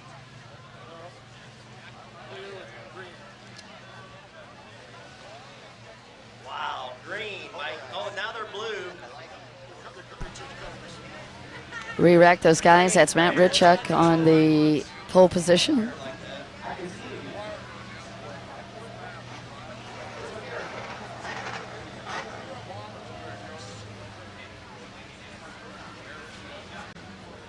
Boat number 38, Tyler Ward, right next to him, and Sebastian Girello also lined up.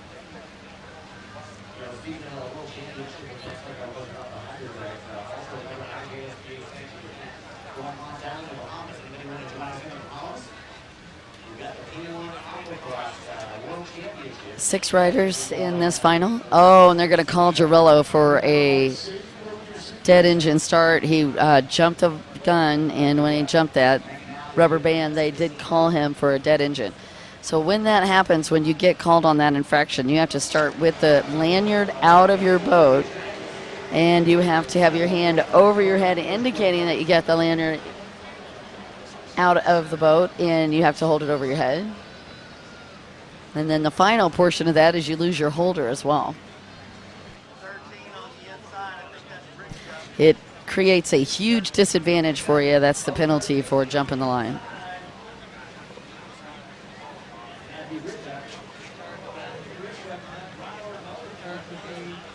Matt Ritchuk looking good on this start.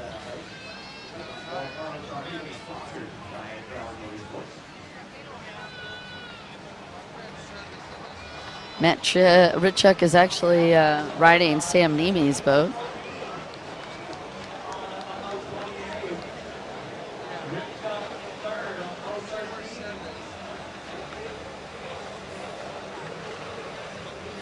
And Ritchuk is going to take that whole shot.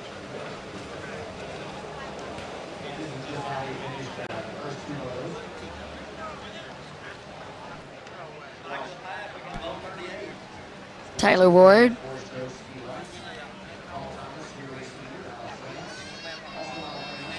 Back and forth. It is Ritchuk, followed by Matteo Pichon.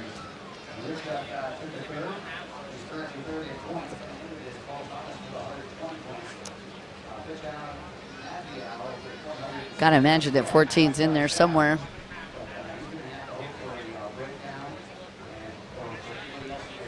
So Matt Ritchuk, your whole shot and current leader, he was third in the points coming into this round. This is motor number 3.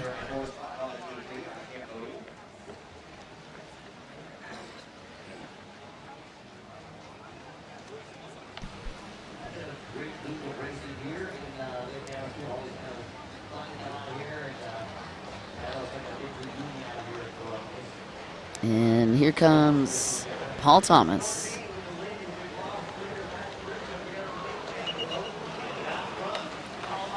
How in the world did that happen? Sneaky move for Paul Thomas out of that split section.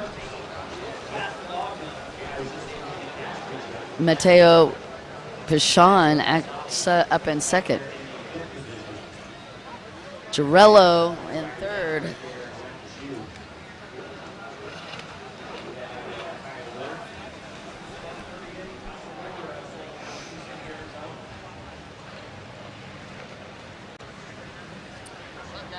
And Matt Ritchuk.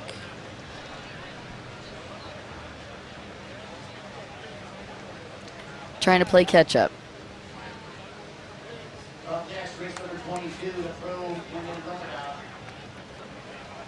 Omat Salih also in that top 5.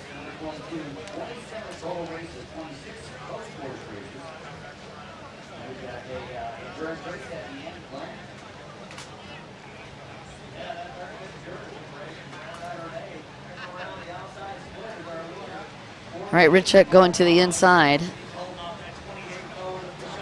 And it looks like Paul Thomas going to run to the outside. Comes through clean, and 2 French riders battling it out again. Bichon just hunting. This looks like a repeat of moto number 2.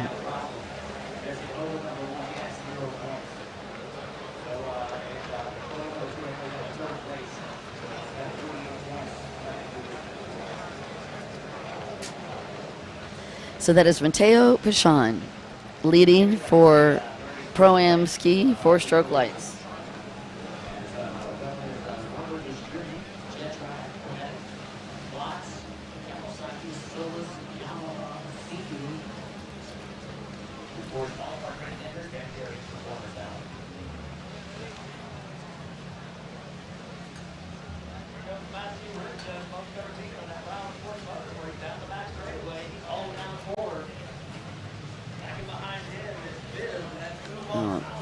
Paul Thomas on the outside, and Mateo Bichon is going to go to the inside.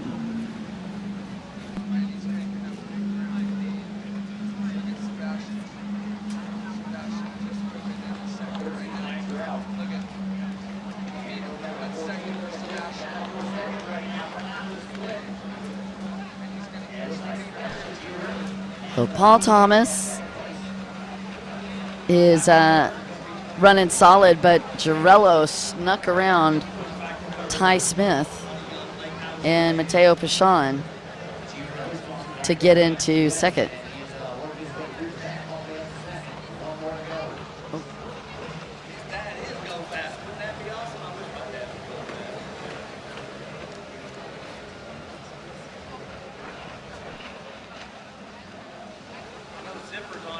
Watch a Pro-Am 4-stroke ski lights.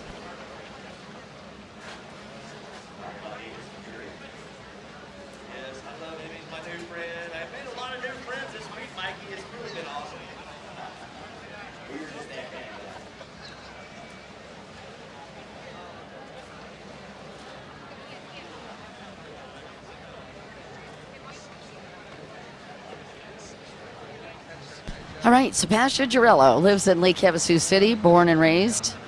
He's only 14 years old, and he just moved into that second place spot. The race number, by the way, 27, is his birthday. Still have Paul Thomas leading out of France. He's had a perfect score this weekend. 60 points gathered in all 3 motos. He just needs to hold on to the last couple of laps. That is Sebastian Girello. Rides for Go Fast USA, Arma Sports, Fast Power Sports, Cometic, Gasket, and Klotz U. His first race was 2017 in Rotary Park. 3-time world champion, that is Girello. 4-time regional champion.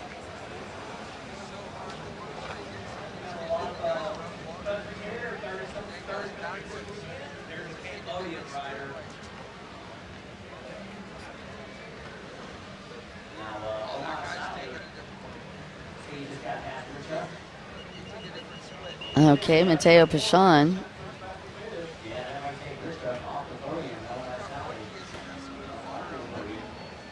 Mateo Bichon. Mateo Bichon. Just kidding. Mateo Bichon is actually his name. He's 28, rides for France. In 2021, he got second place at the BJBF rounds on his new Yamaha.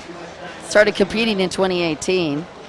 Rides for Robbie Jet team. He's got a IJSBA European Championship, a 2-time Belgium champion. Trains with Phil Seegers, and man, he had an epic crash in 2020.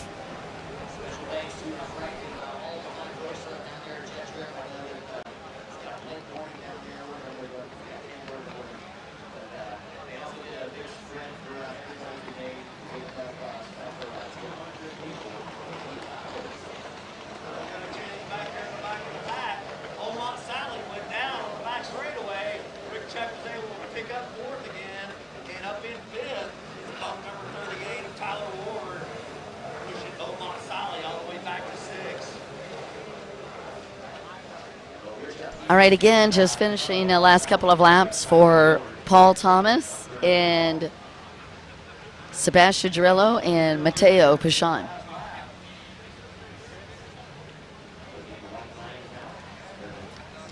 White flag is up.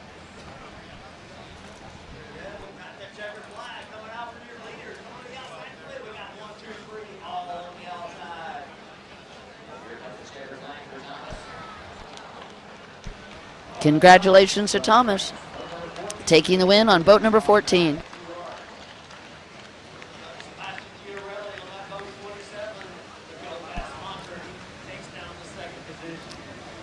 Sebastian Girillo for second, Matteo Pichon for third.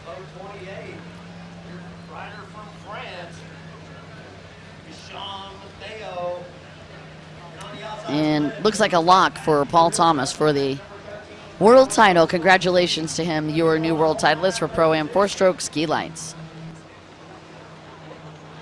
We'll be right back.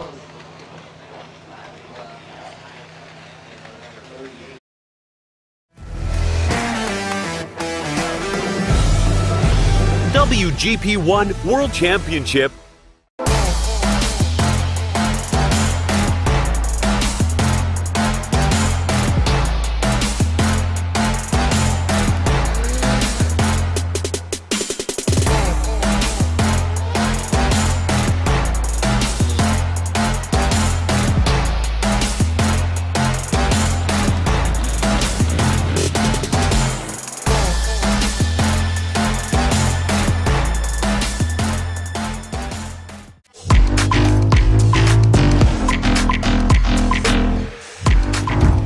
Jet Tribe Racing.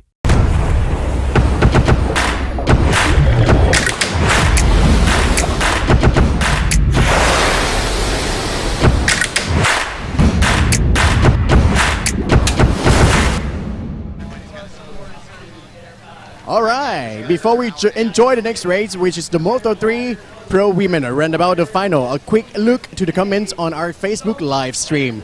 For those who tune in on YouTube and Facebook, especially at Jet Ski World Series, you better keep an eye on our riders. Up next, and apart from that, we have Yuki. Hey, Yuki said yes. Yuki, we miss you. I haven't seen you around this time. We met in Poland, but you don't come here to Arizona, do you? All right. And apart from that, there are many people. I see the Thai flags. I see Guang shouting out for Dawn as well. Well, ladies and gentlemen, up next, once again, will be the Moto 3 Pro Women Runabout. What I can tell you, you better keep an eye on Orapan craft number 79, Tammy C11, and Sophie craft number 911. Well, ready, set, go. Okay, I'm ready. I'm almost ready. Again, shout out for Paul Thomas on boat number 14 and Bidji Francois, who supported and helped him out. We are on to Pro Women Runabout, and leading the points right now is Orfan Terapat-Panich, so watch out for that black boat, T79. The lady that she's got to beat, or the lady that she needs to watch out for, is Tammy Rarick. And Tammy was coming from the inside, and looks like Orfan Terapat-Panich takes the lead. Whole shot's going to go to Orfan. And C11, that is Tammy Rarick for second. And then it is going to be Sophie Francis rounding out your top three.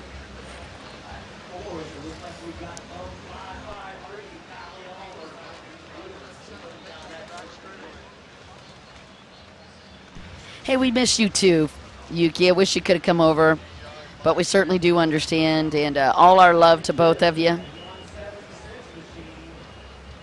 Benji is just a fixture in jet ski racing and a legend as far as building boats. I'm talking about B&J.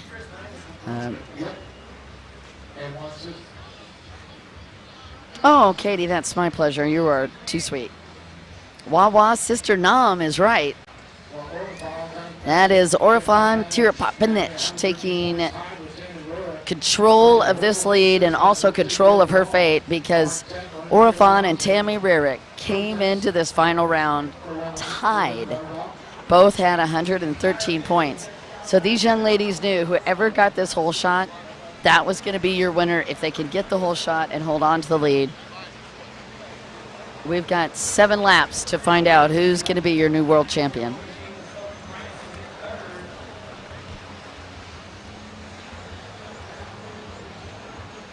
Kylie Elmers came into this in 4th place, Karma Rusma in 5th, Valentina Lascano in 6th, and Renee Hill 7th.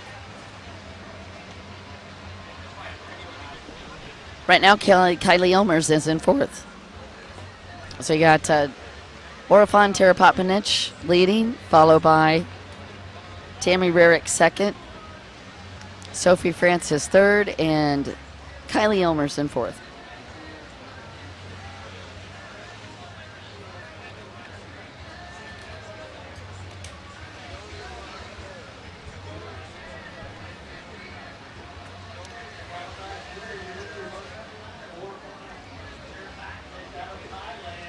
Pro women, boy, they are on the shoulders of giants. Corrine Patterell raced this class. Amy Green used to race this class. Legends. Paloma Nacida, who's actually in public office.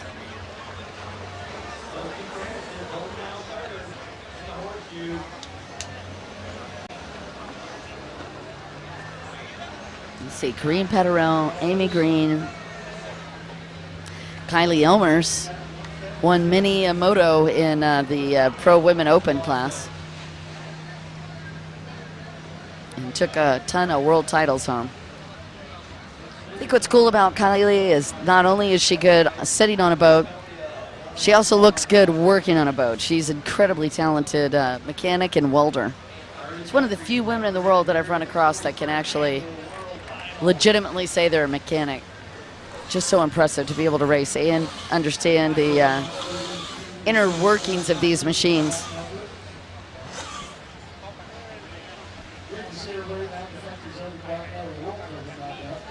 Again, 7 laps for these guys. We'll say one of the unique features of this track and also this area is you can actually see how the water is changing color right through here. It is very shallow, almost out, a little over midway deep in this track. It's very shallow.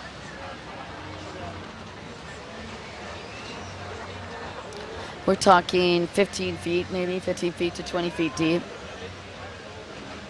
In fact, I'll tell you when it starts getting deeper. Do you see where Tammy Rarick is right there? Then it starts to finally get deeper, and actually you can even see the color changing on the boat. Or excuse me, on the water. Pretty, pretty, pretty.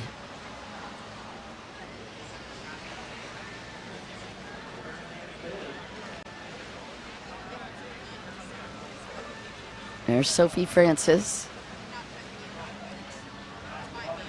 She's racing Eric Francis's boat this weekend in memoriam of wonderful husband and father.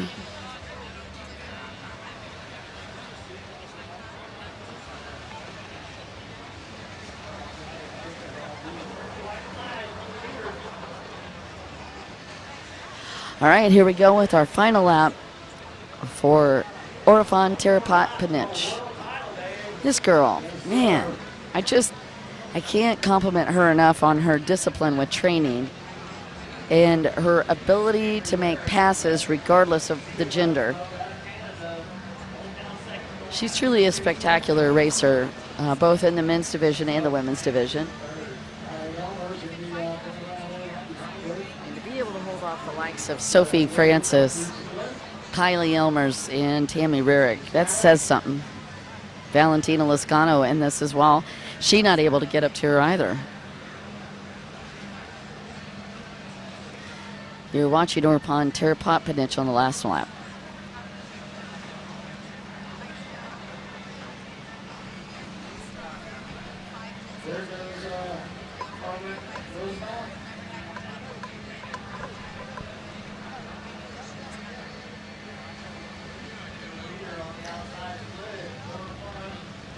Terapotpanich. Checker flag drops, and that's going to do it. This is your new world titleist for Pro Runabout Women 2022. from Thailand, Oraphan Terapatpanich. She just takes a moment in prayer. Beautifully done by this young lady. And she had to win this race to take the overall. Tammy Rarick second. And Sophie Francis rounds out your top 3.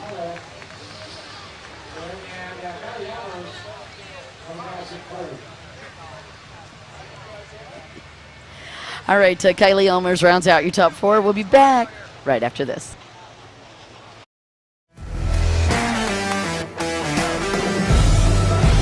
WGP1 World Championship.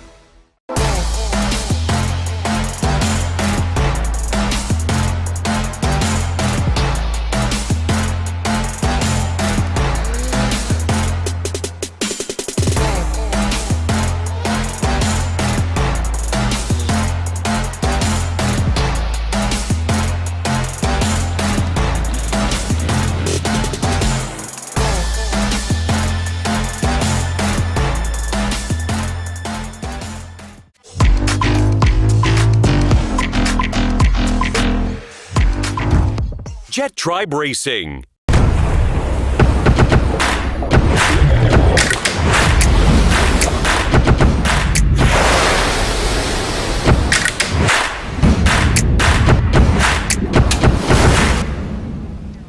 Another victory of Thailand's team T79. Oraphan is our unofficial champion of the Pro Women Runabout. Congratulations to you. Well, up next, ladies and gentlemen, you're still watching WGP 1 World Series. Another final moto coming your way, and it's the WGP 1 Pro Am Ski Stock. Without further ado, let's go. All right, we're on to Pro-Am Ski Stock. After 2 motos, it is Thomas Bento in the lead, but he does not have a comfortable lead at all. He's got 96 points. It's Jacob Fruing with a consistency of a 2nd and 3rd place finish with 91 points, 5 points separating him from the leader. Tanawid Moli is in 3rd with 84 points. Mao Sato is in 4th with 84 points. Salim Al-Matawa in 5th.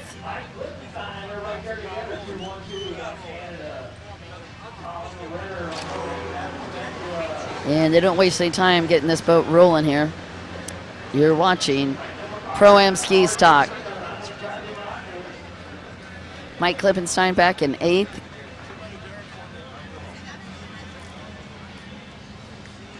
Just to give you an idea of how deep the talent is, Hugo Pastorello, who's been pretty flawless through these last 2 seasons.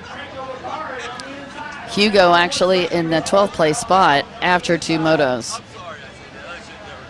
Franco Vicari on the 160 boat is coming from the inside, and he's going to meet up with boat number 44. That's Thomas Bento. And Bento with the whole shop.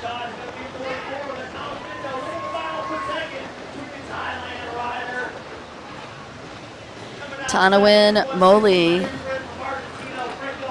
Oh, Franco pushing hard. Argentina is where Franco Vicari is. He's back in 11th, so this is really more for ego than anything in redemption, which we all understand. Tanawid Moli is in 3rd.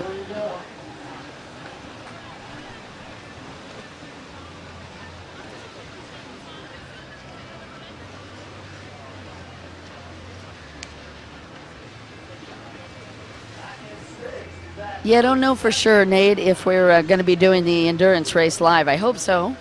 But we're now kind of racing sunlight. And I'm thinking that, trying to think, sunset is at 6:10, and it's 4:51, and we still have to get through. We're on race number 23. We got 3 more big races to go. We might be able to make it. Hopefully. We'll keep you up to date.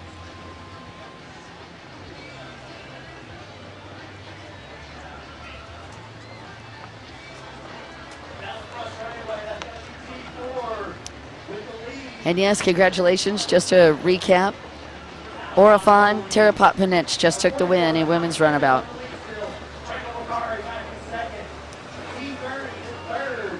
And that's Tanawid Moali, the gentleman that is third on the scoreboard, also third in the track. Bakari is in 11th, so kind of out of this one. Your race leader, though, that's Thomas Bento, who's got 96 points and a 5-point cushion on Jacob Fruey. Mike Klippenstein, who got an 8th in the first moto, is in 4th.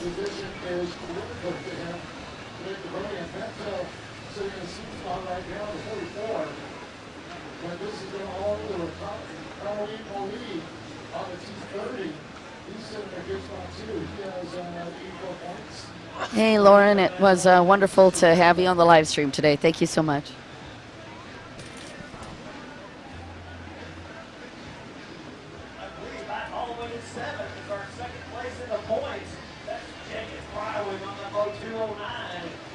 You're watching the signature track at the World Finals.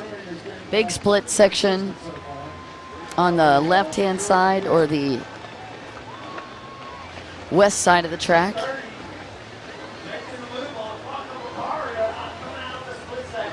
And Thomas Bento still leading.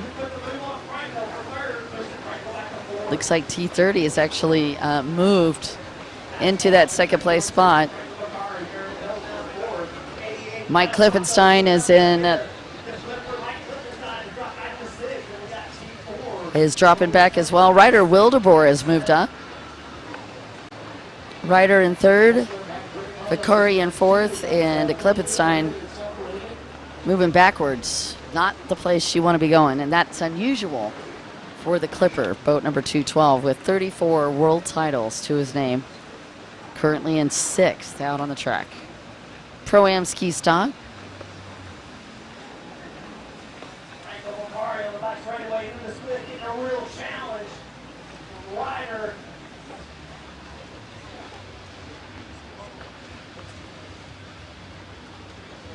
Watching Thomas Bento count down the laps to a title. He did exactly what he needed to do, particularly with this tight point spread. Only 5 points separating him from Jacob Fruey. So he did his part. First off, you had to get out there and get the whole shot. Second thing really isn't up to you. Now you got to figure out where Jacob Fruey is, and right now he is not in that top 5, and that's going to make a difference. Unless Jacob Fruey can get up there and challenge or even get around Thomas Bento, he is going to be out of this one. The Ryder Wildeboer, who got 7th, and he's currently in 7th with his finishes. Wildeboer up in 3rd. Thomas Bento was 7th in the overall point series out of Poland. Loves to race motocross with his dad, and you can see those skills transferring out on the water. He's really, really good at timing the band. That's what's launched him partially into this first place position. The second thing I think that motocross has helped him with is he is able to navigate lines very craftily. You've watched him in last two motos make some pretty smart passes and pretty smart moves between picking inside outside split. Thomas Bento, he's 21 years old, lives near Paris, and he is poised to be your new world champion for Pro-Am ski stock. That boat is built by Benji Francois, or B&J. Robbie and Peter DeSmit also helped put that boat together for him.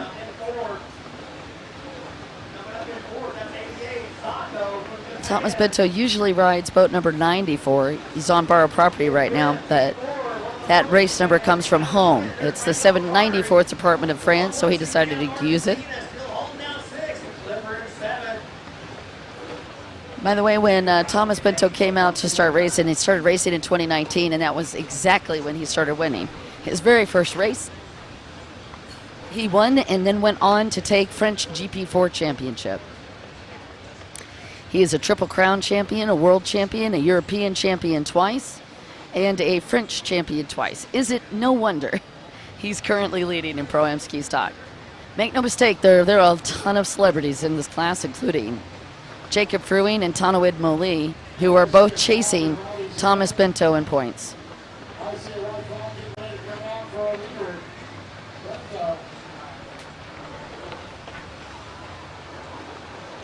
There it is, one more lap to go.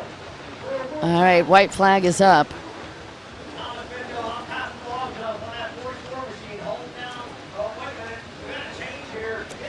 22 getting around. Now that is a surprise. Tyler Gaskin.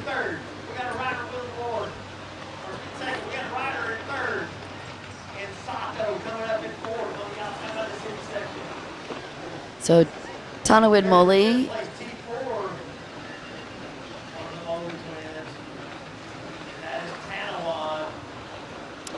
Oh, that surprises me. So boat number 22, Tyler Gaskin from Arvada, Colorado, moved into the lead, getting around Thomas Bento. I think the number of motos that they've had to step up and do the last several days, Thomas Bento's been in a couple of classes.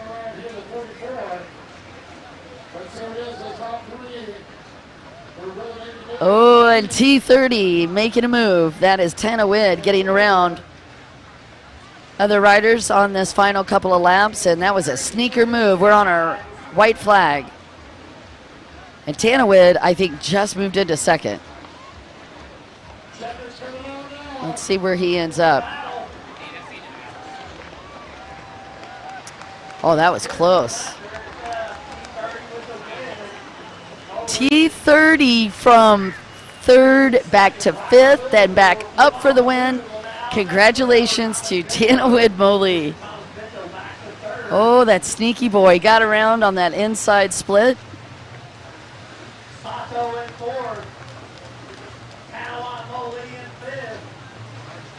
Benjamin, B.A.J., Francois, Go Thomas right at the end. It was Tanawid taking it, but Thomas Bento is right there. So again, Tanawid Moli with the win, and then Thomas Bento in second.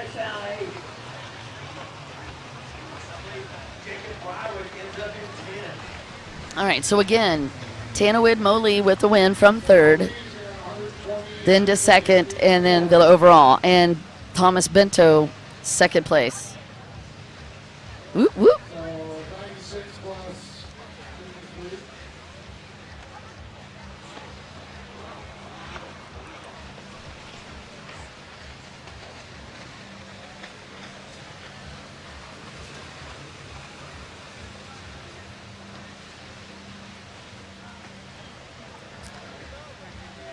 I do think Thomas Bento still has the overall.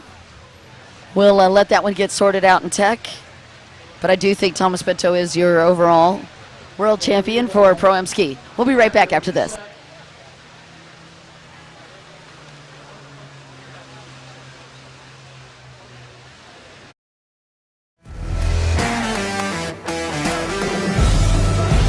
WGP1 World Championship.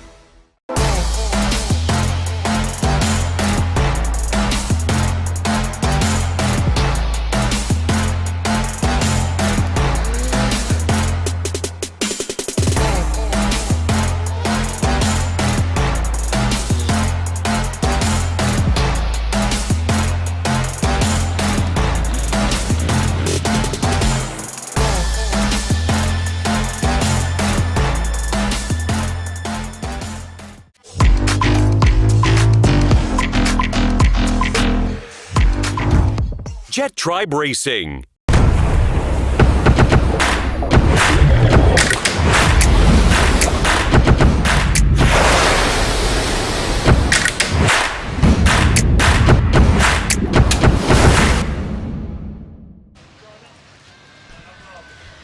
Hey guys, we're back. You're watching Junior Ski 10 to 12. 4-stroke lights. They get up to the line. It's Gavin Hoggart on that inside pole position. And that looks like we got boat number 515 on the pole position. Ty Smith on the outside pole position. And then Trent Cornett So Ty Smith is your leader. Boy, he is perfect today. 2:62 first place finishes, 60-point first place finishes, giving him 120 points. Gavin Hoggart has 106 points after 2 second place finishes. It's putting him in second. Trent Cornett in third with a third and a fourth place finish. 91 points for Trent. Tristan Hebert has 87 points for fourth, and Lily Wright rounds out the field with fifth. That's a great question. We got a question off of the live stream. How do you handle, as you get older, how do you handle the energy, stay energetic through all of these motos? That's really a great question. Some of it is just managing resources, and it can be big stuff and little things. So let's start with the big things on how to manage your energy. One of the things is, and it's going to sound kind of crazy because it's probably opposite of what common sense would tell you, but caffeine actually works against you on race day. So you want to limit caffeine. You also don't really want to do a whole lot of energy drinks on race day. It's fine to do it during the normal week, but when you're racing, you don't want those large spikes that bring your energy up and down. The idea is sustained energy. The second thing is training. I mean, there is really nothing that will replace time on the boat. You've got to practice. You've got to put in your time on the boat, put in the hours on these skis. There is nothing that compares to a jet ski. It's a full body workout, and it also hits odd muscle groups. And I know this is going to crack you up, but things like calf raises, ankle flexibility, wrist flexibility, forearm strength, all of those little muscle groups get worked really heavily. So you've got to train all those different muscle groups, and one of the best ways to do that is train on the boat. But also body training, bodybuilding, and cardio. The other thing is, from training perspective, you got to go all laps. I mean, it's all fine and good to be able to go out and hard charge for 3 of them.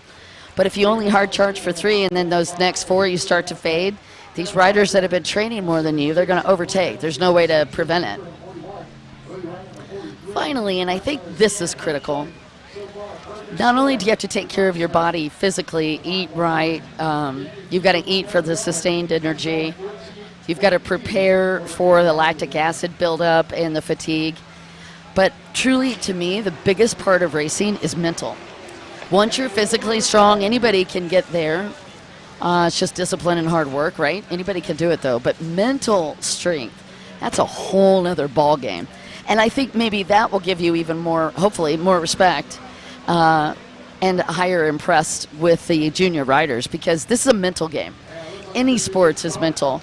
It's hard to lose, right? Like, nobody wants to lose, or if your boat breaks, or if you have a hard time out on the water, or some kind of weird thing rolls you off the boat, or you break down on the start, all of those little things, just sitting on the line for too long, all of that can factor into stress and anxiety, fear and worry sneaks in, and racers have to manage it regardless of their age.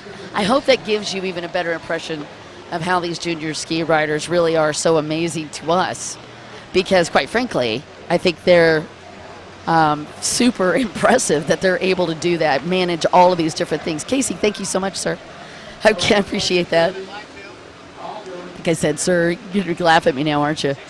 24 got the whole shot, by the way. Okay, that's odd. We must have a boat change. Hold on just a second. Let me check the boat numbers. One moment.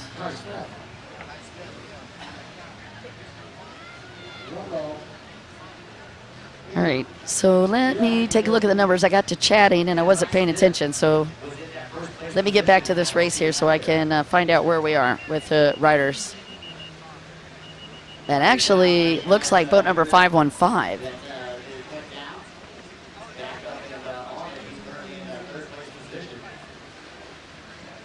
Mr. Hoggart with the whole shot and your current leader.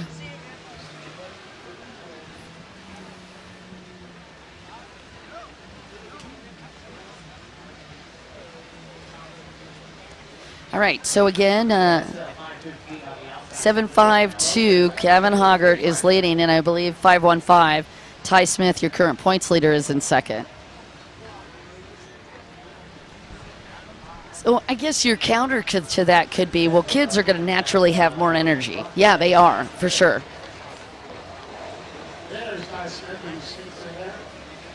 The opposite side to that, though, is look how big these boats are.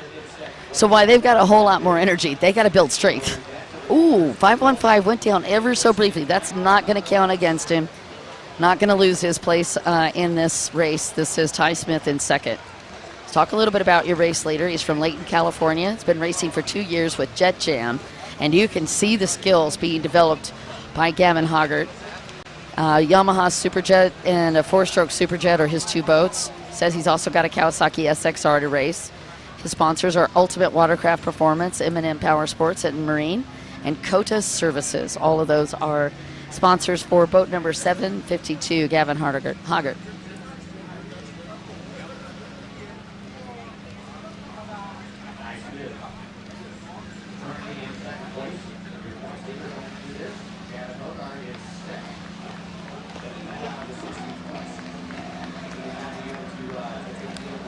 Other thing I want to mention, if you're just joining us on the live stream and you haven't had a chance to hang out with jet skiers much, do watch their riding styles.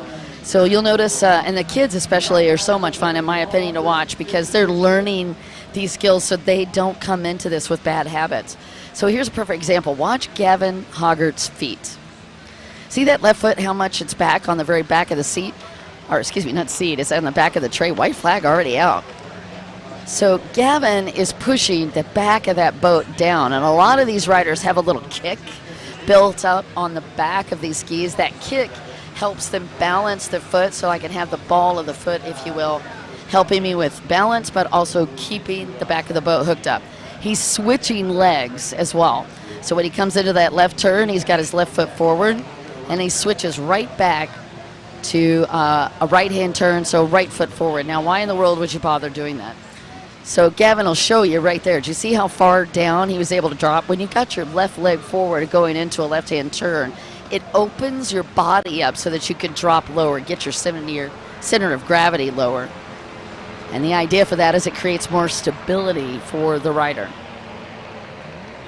Dropping the handle pole on a jet ski also helps you increase stability, but it has a downside to it. While it's more stable, it's not as agile or maneuverable.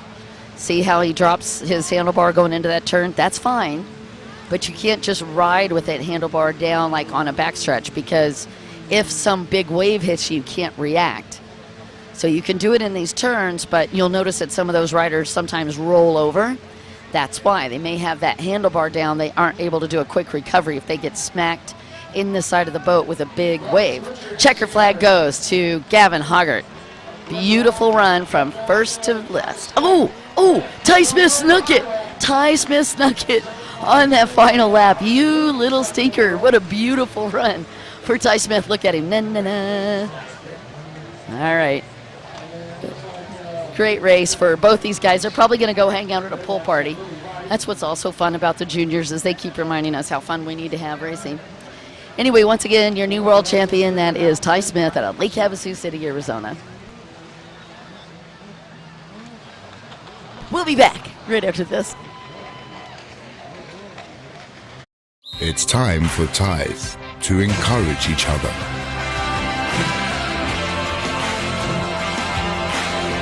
Forward the encouragement to make Thai people and Thailand stronger. Sports Authority of Thailand.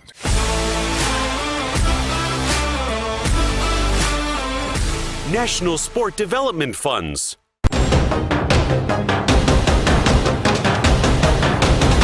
Freedom Racing.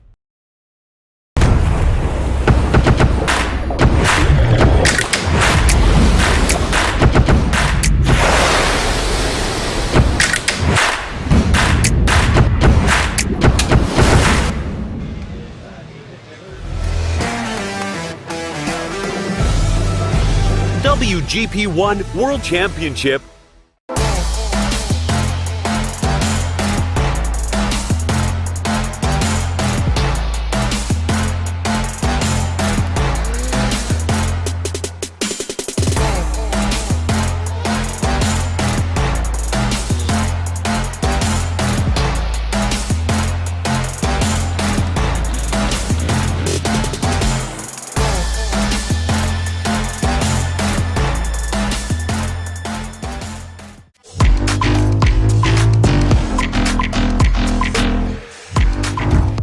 Jet Tribe Racing.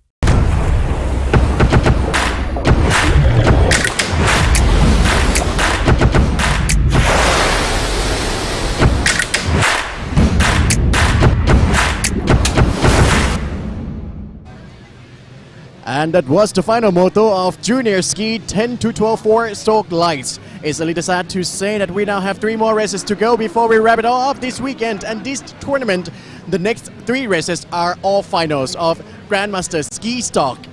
Then not to be missed, the Pro Ski GP and the Pro-Am Roundabout Endurance 30 minutes plus 1 lap. I can't wait anymore. Can you? So now, let's go. Well, okay, CK, if you insist, we're going. We're ready. Thanks so much, bud. We're excited too. Grandmaster Ski, this is going to be the final. 120 points. Philippe Dufaude has been perfect. 2 first-place finishes for the rider from France. Greg Mad Dog Matta out of Lost Wages, Nevada. That's really Las Vegas. He got 101 points. He's in second. Kevin Pope in third with 50 on boat 56. He's got 91 points. John Levy in fourth with 82 points, and Yukiko Komei from Japan in fifth. Justin Palmieri in sixth, and Martin Wells in seventh as they come off the line.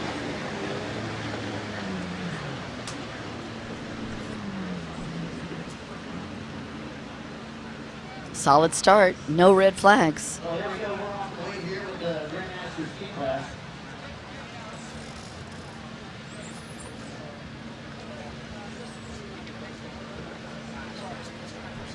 All right, 56. That's going to be Kevin Pope on the inside.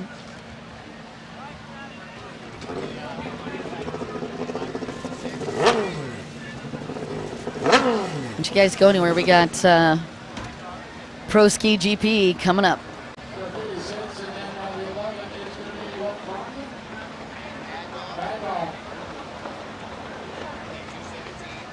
All right, hole shot is going to go to Greg Mad Dog Matta.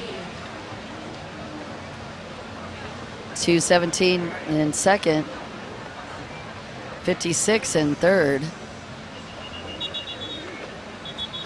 Sorry, I was actually grabbing numbers instead of talking. My bad. All right, so boat number 11, that's Mad Dog Matta with the hole shot. Followed by 217, that's Yukiko Komei in second. And it's going to be boat number 56, Kevin Pope in third. Really trying to find boat number 78. That was Michael Williams coming through. 51 boat.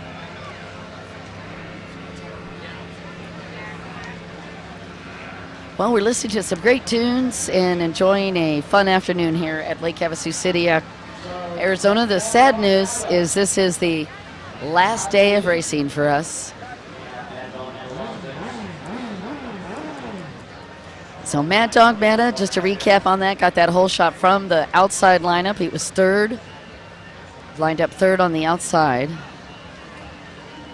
And the gentleman that had the pole position on the inside, that was Kevin Pope, ended up with a third coming out of the first merge.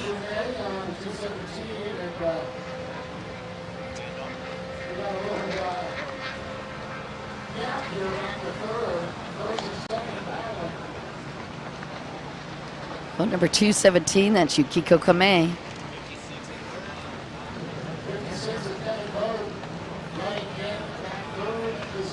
And he is battling, Kevin Pope is battling Yukiko Komei for second place.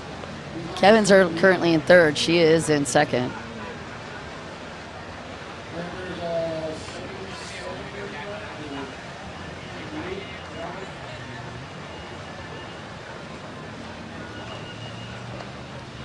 And that is Kevin Pope.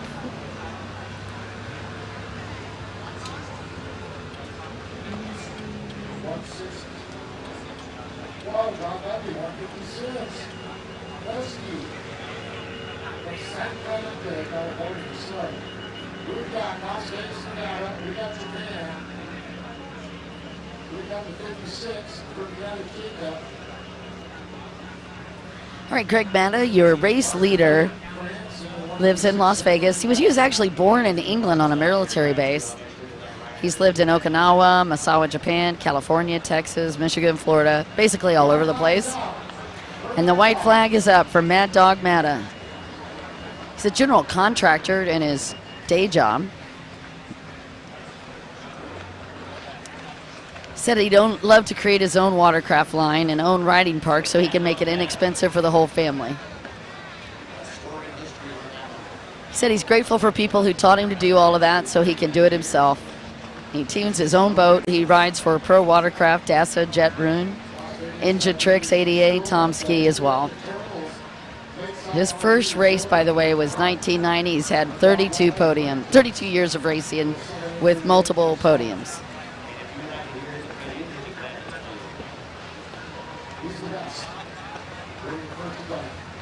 When we asked him what kind of music he liked, by the way, he said, "I'm an open Buddha." Receptive to all types of music. That's Greg Mad Dog Matta for you. He's a bit of a spiritual soul. He's also a great racer. You're watching Greg Mad Dog Matta as he takes that outside split for the final time in a great race. Young man with a red helmet on. Racing with board shorts and knee pads. I'll just leave it right there. Pretty signature racing gear for this guy. Doesn't need a wetsuit, I don't think. He's like, I have a wetsuit on, Dawn. All right, he's got this final couple of turns, and Mad Dog Matta is going to take the win in this final moto.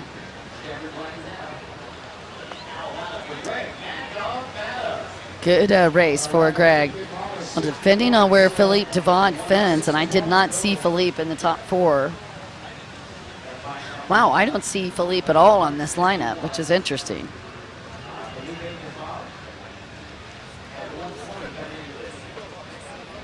Just take a look real quick and see if Philippe didn't make it to the line. Oh, Philippe had a different boat number. We were all panicking there. It's on boat number 16. And there is boat number 16. So Philippe Dufont is going to be your world champion in Grandmaster Ski with Greg Mad Dog Matta in second.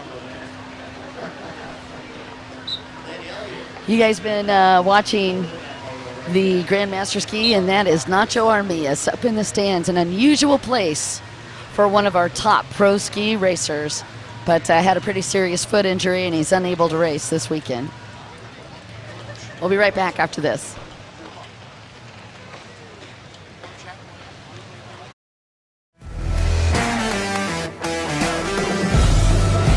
WGP1 World Championship.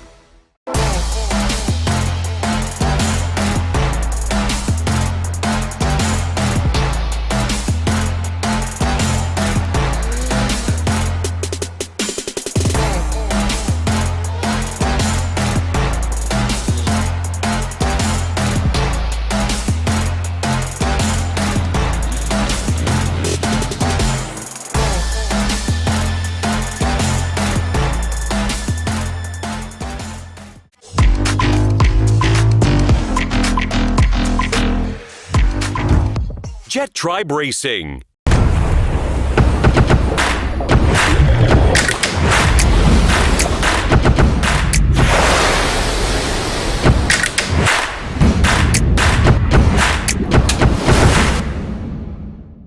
It's time for ties to encourage each other.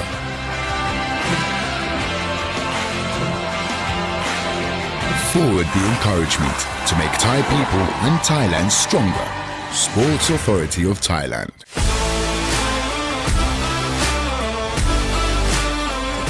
National Sport Development Funds.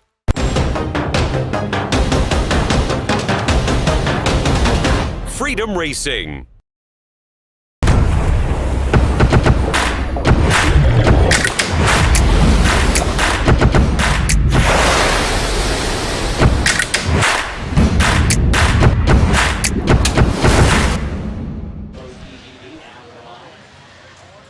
All right, you guys, we're back, and we are getting prepped for our final moto of the day. And let's recap this one. Martin Manny, after that splendiferous win in Moto number 3 has actually squeaked into a tie position with Kevin Redderer. And that puts him in the position to finally have an opportunity to take a world title. And then in third place, Rafael Moran. In fourth, Quentin Bosch. In fifth, Jimmy Wilson. In sixth, Cole Kramer. In seventh, Revan Harris. Eighth, Jeremy Perret. In ninth, Oliver Koch Hansen. In 10th, Jack Briscoe. 11th is Iceman, Dev Farthing. 12th is Severi Salonen, and 13th is Camden Powell.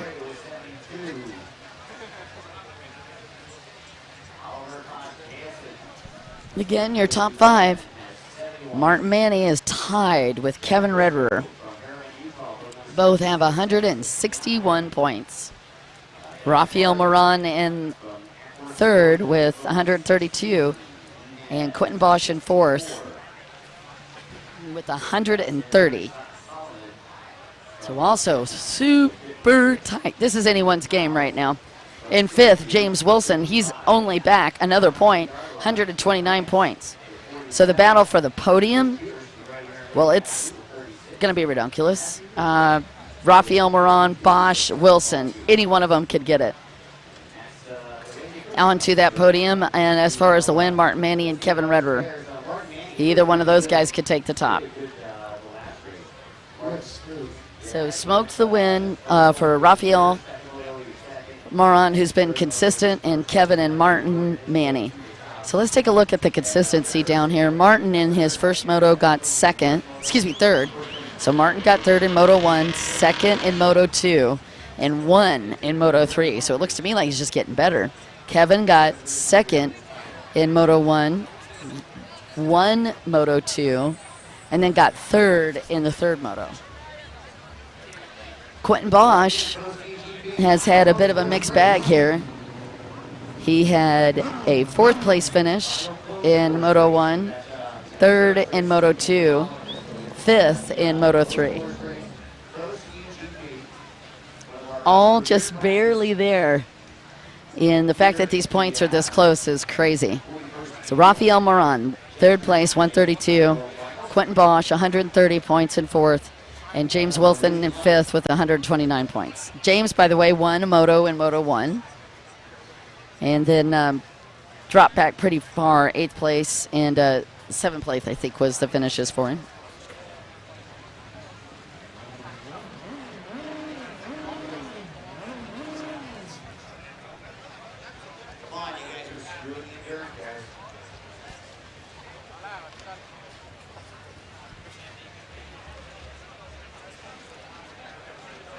Actually, a 6th and 7th place. Yeah, that's what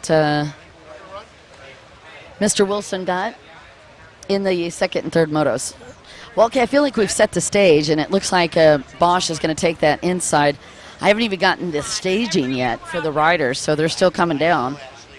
Hopefully I can grab that staging really quick for you.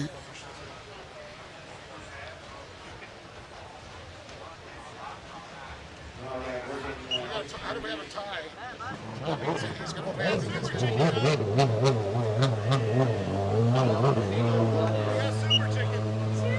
super chicken though. Let's have a 15-minute endurance race.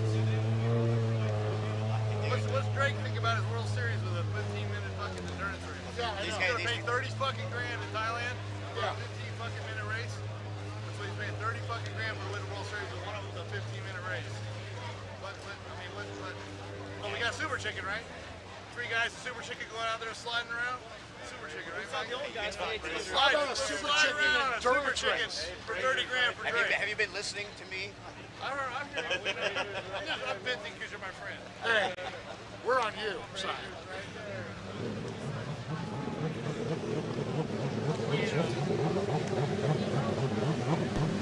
All right, still just waiting on staging. And it sounds like there's a little bit of discussion down on the line about Pro Ski GP running this close to sunset. Mind you, sunset's going to hit us at 6:10 tonight, and we're at 5:37. So what happens is, as I mentioned to you, the glare on the water gets worse and worse and worse for the riders. And again, after the tough break that we had in that first moto yesterday, they are definitely debating on whether they are going to be racing, and I can see Martin Manny heading back towards the pits.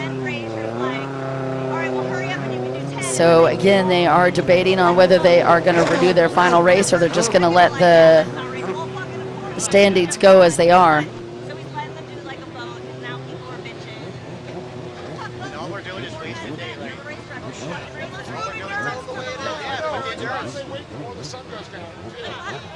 All right, they're still debating on whether they're going to be able to do this third and final race. Or excuse me, fourth and final race. So many motos, I lost count. All right, so conversations still happening down there as we get ready for pro ski.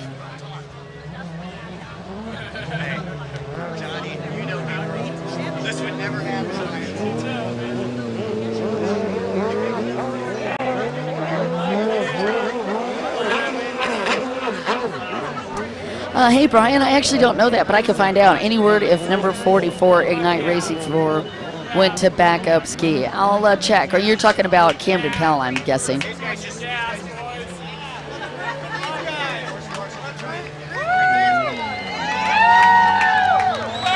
Awards are going to happen tonight about an hour after the final, and they are red flagging it.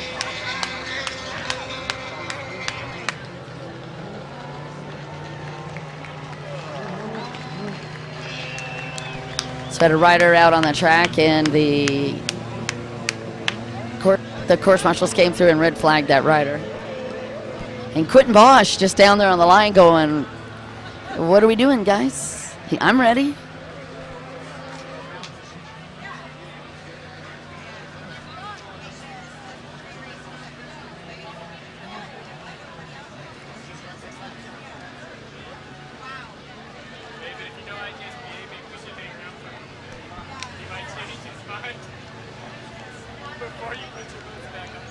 Well, look, regardless of what happens, so much has gone on in the pro ski class. We can understand the hesitation. It's very late in the day. The glare on the water is redunculous. So I see the riders leaving the lineup.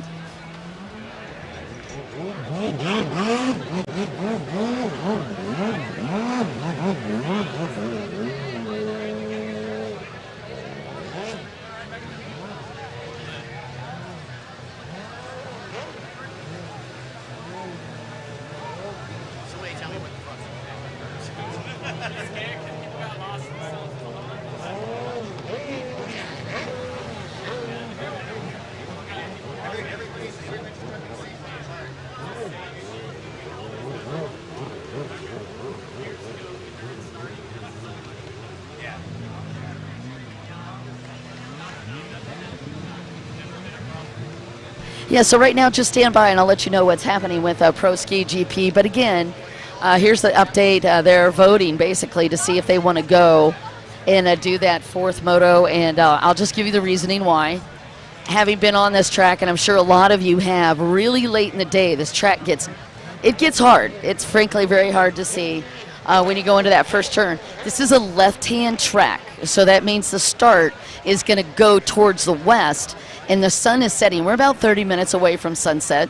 You guys have all been a part of this. It's racing. A lot of you are aware of it, but it gets very glary. There's a lot of glare on the track at the end of the day like this, and I just think Pro Ski, they've been shook up.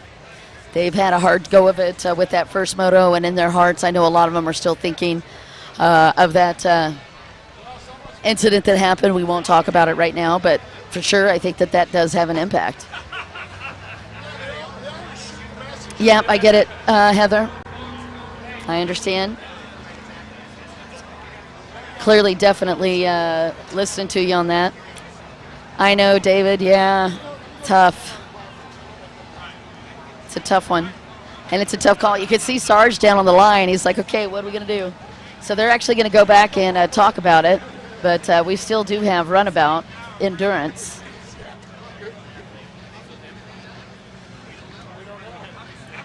Everybody comes to you guys for info. We also still have the endurance race coming up. And I think we are going to be fighting daylight on that as well. It's a 30-minute moto. I love the fact that the riders are asking whether they need to shower before the awards. I'm a firm yes. I'm a real firm yes on that, yes.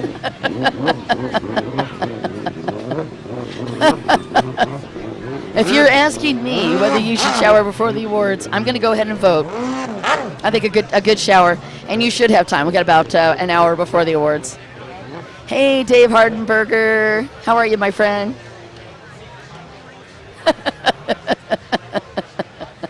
Yeah, I think you have time to shower if you're quick, but I got to tell you that was priceless.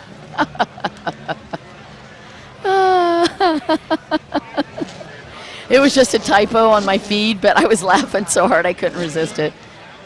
Hardenberger, we miss you, sir. Go Martin and Severy on 121.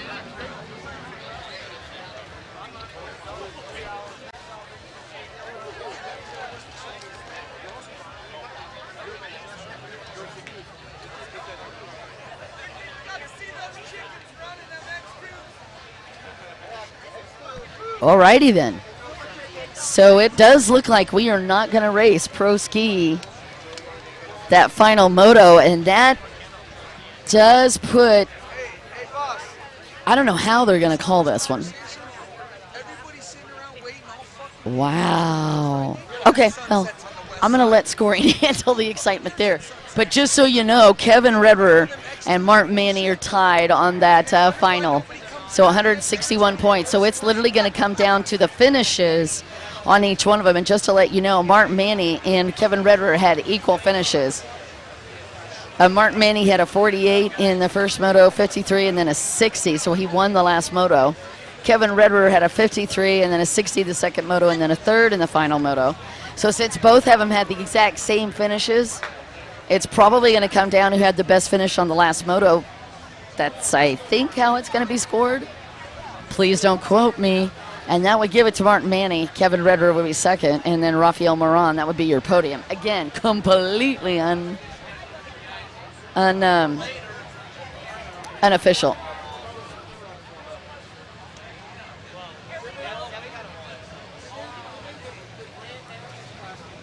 Oh, looks like we're gonna cut the whole thing. We're gonna also not run endurance.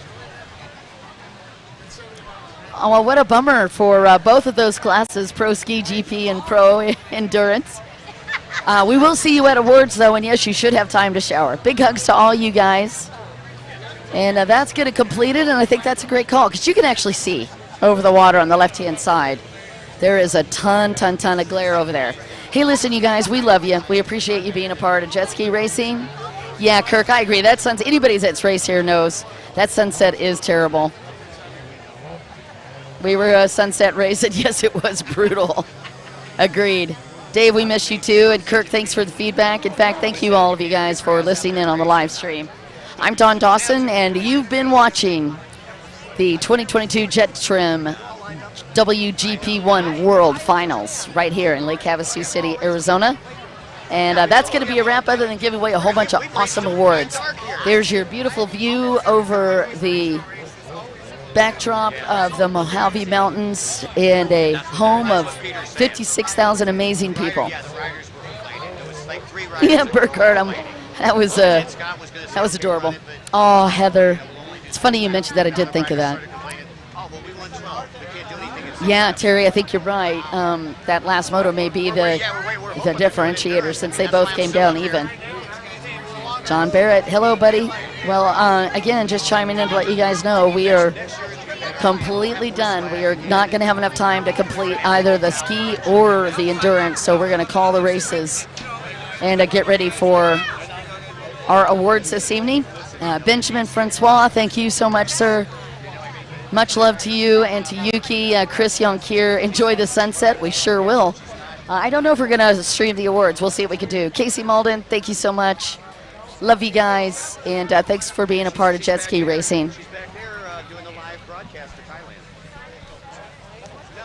So I think that's going to do it. Brian Finlinson, thank you so much please give a shout out and thank our sponsors. You see all the sponsors that have been feeding in. Much love to you, Helena Borgstrom and Simon Metacroft. Metacroft, for hanging out with us. Yeah, we're actually done. Pro Ski is not going to run, and now they've called Pro Endurance as well. So both races are not going to go on their final one. We don't have enough time before the sunset. So the race director actually called both those races. Yep, so the way we're going to work that, great question. They're going to add up the results from the other motos. And it's going to be close, as you know, because there's this dead hot tie between Martin Manny and Kevin Redder. So they're going to probably take it down to that final moto is going to count for the most points, just like motocross. Anyway, there you go. There's our update. We'll give you the finals on the awards, and I'm sure you'll see the postings on social media. You can also go to the IJSPA website. You've been watching the 2022 Jet Trim WGP 1 World Finals right here, Lake Havasu City, Arizona. We'll let you enjoy that sunset as well.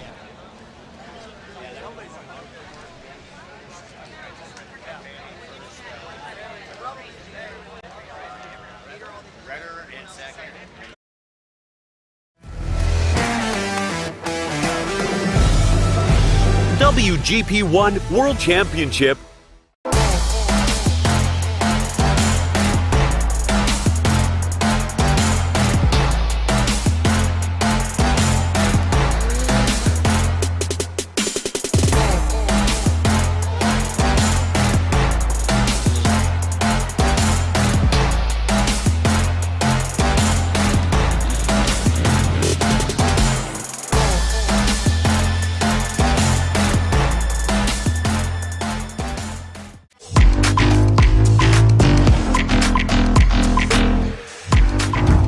Jet Tribe Racing.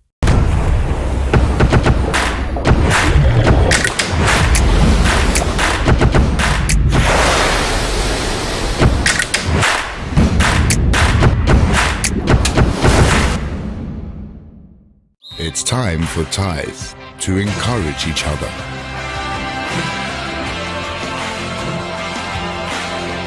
Forward the encouragement to make Thai people and Thailand stronger. Sports Authority of Thailand.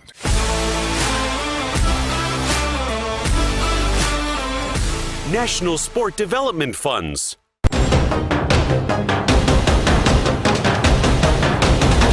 Freedom Racing.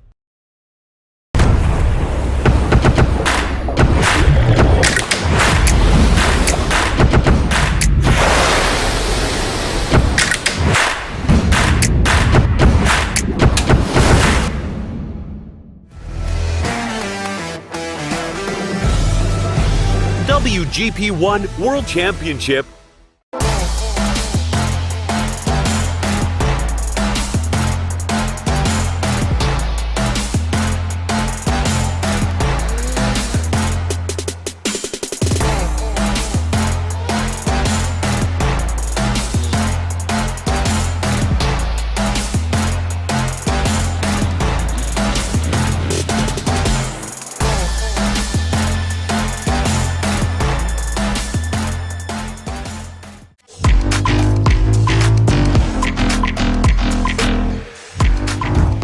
Jet Tribe Racing.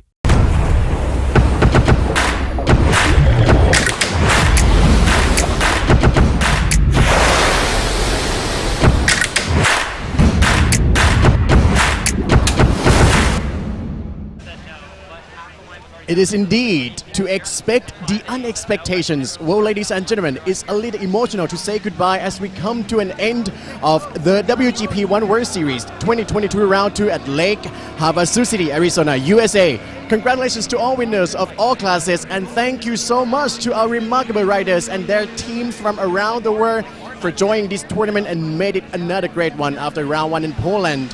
And for those who like to know our official results and the vibes at the award ceremony, apart from Facebook official Jet Ski World Series, tune in to our overall highlights at Eurosport. Before we say goodbye, once again, thank you so much to organizations, association, and those who get involved, especially our audience here and online from around the world as well. We're looking forward to seeing you again at the Jet Ski World Series final round in Pattaya, Thailand, coming up this December. Until then, you guys take care.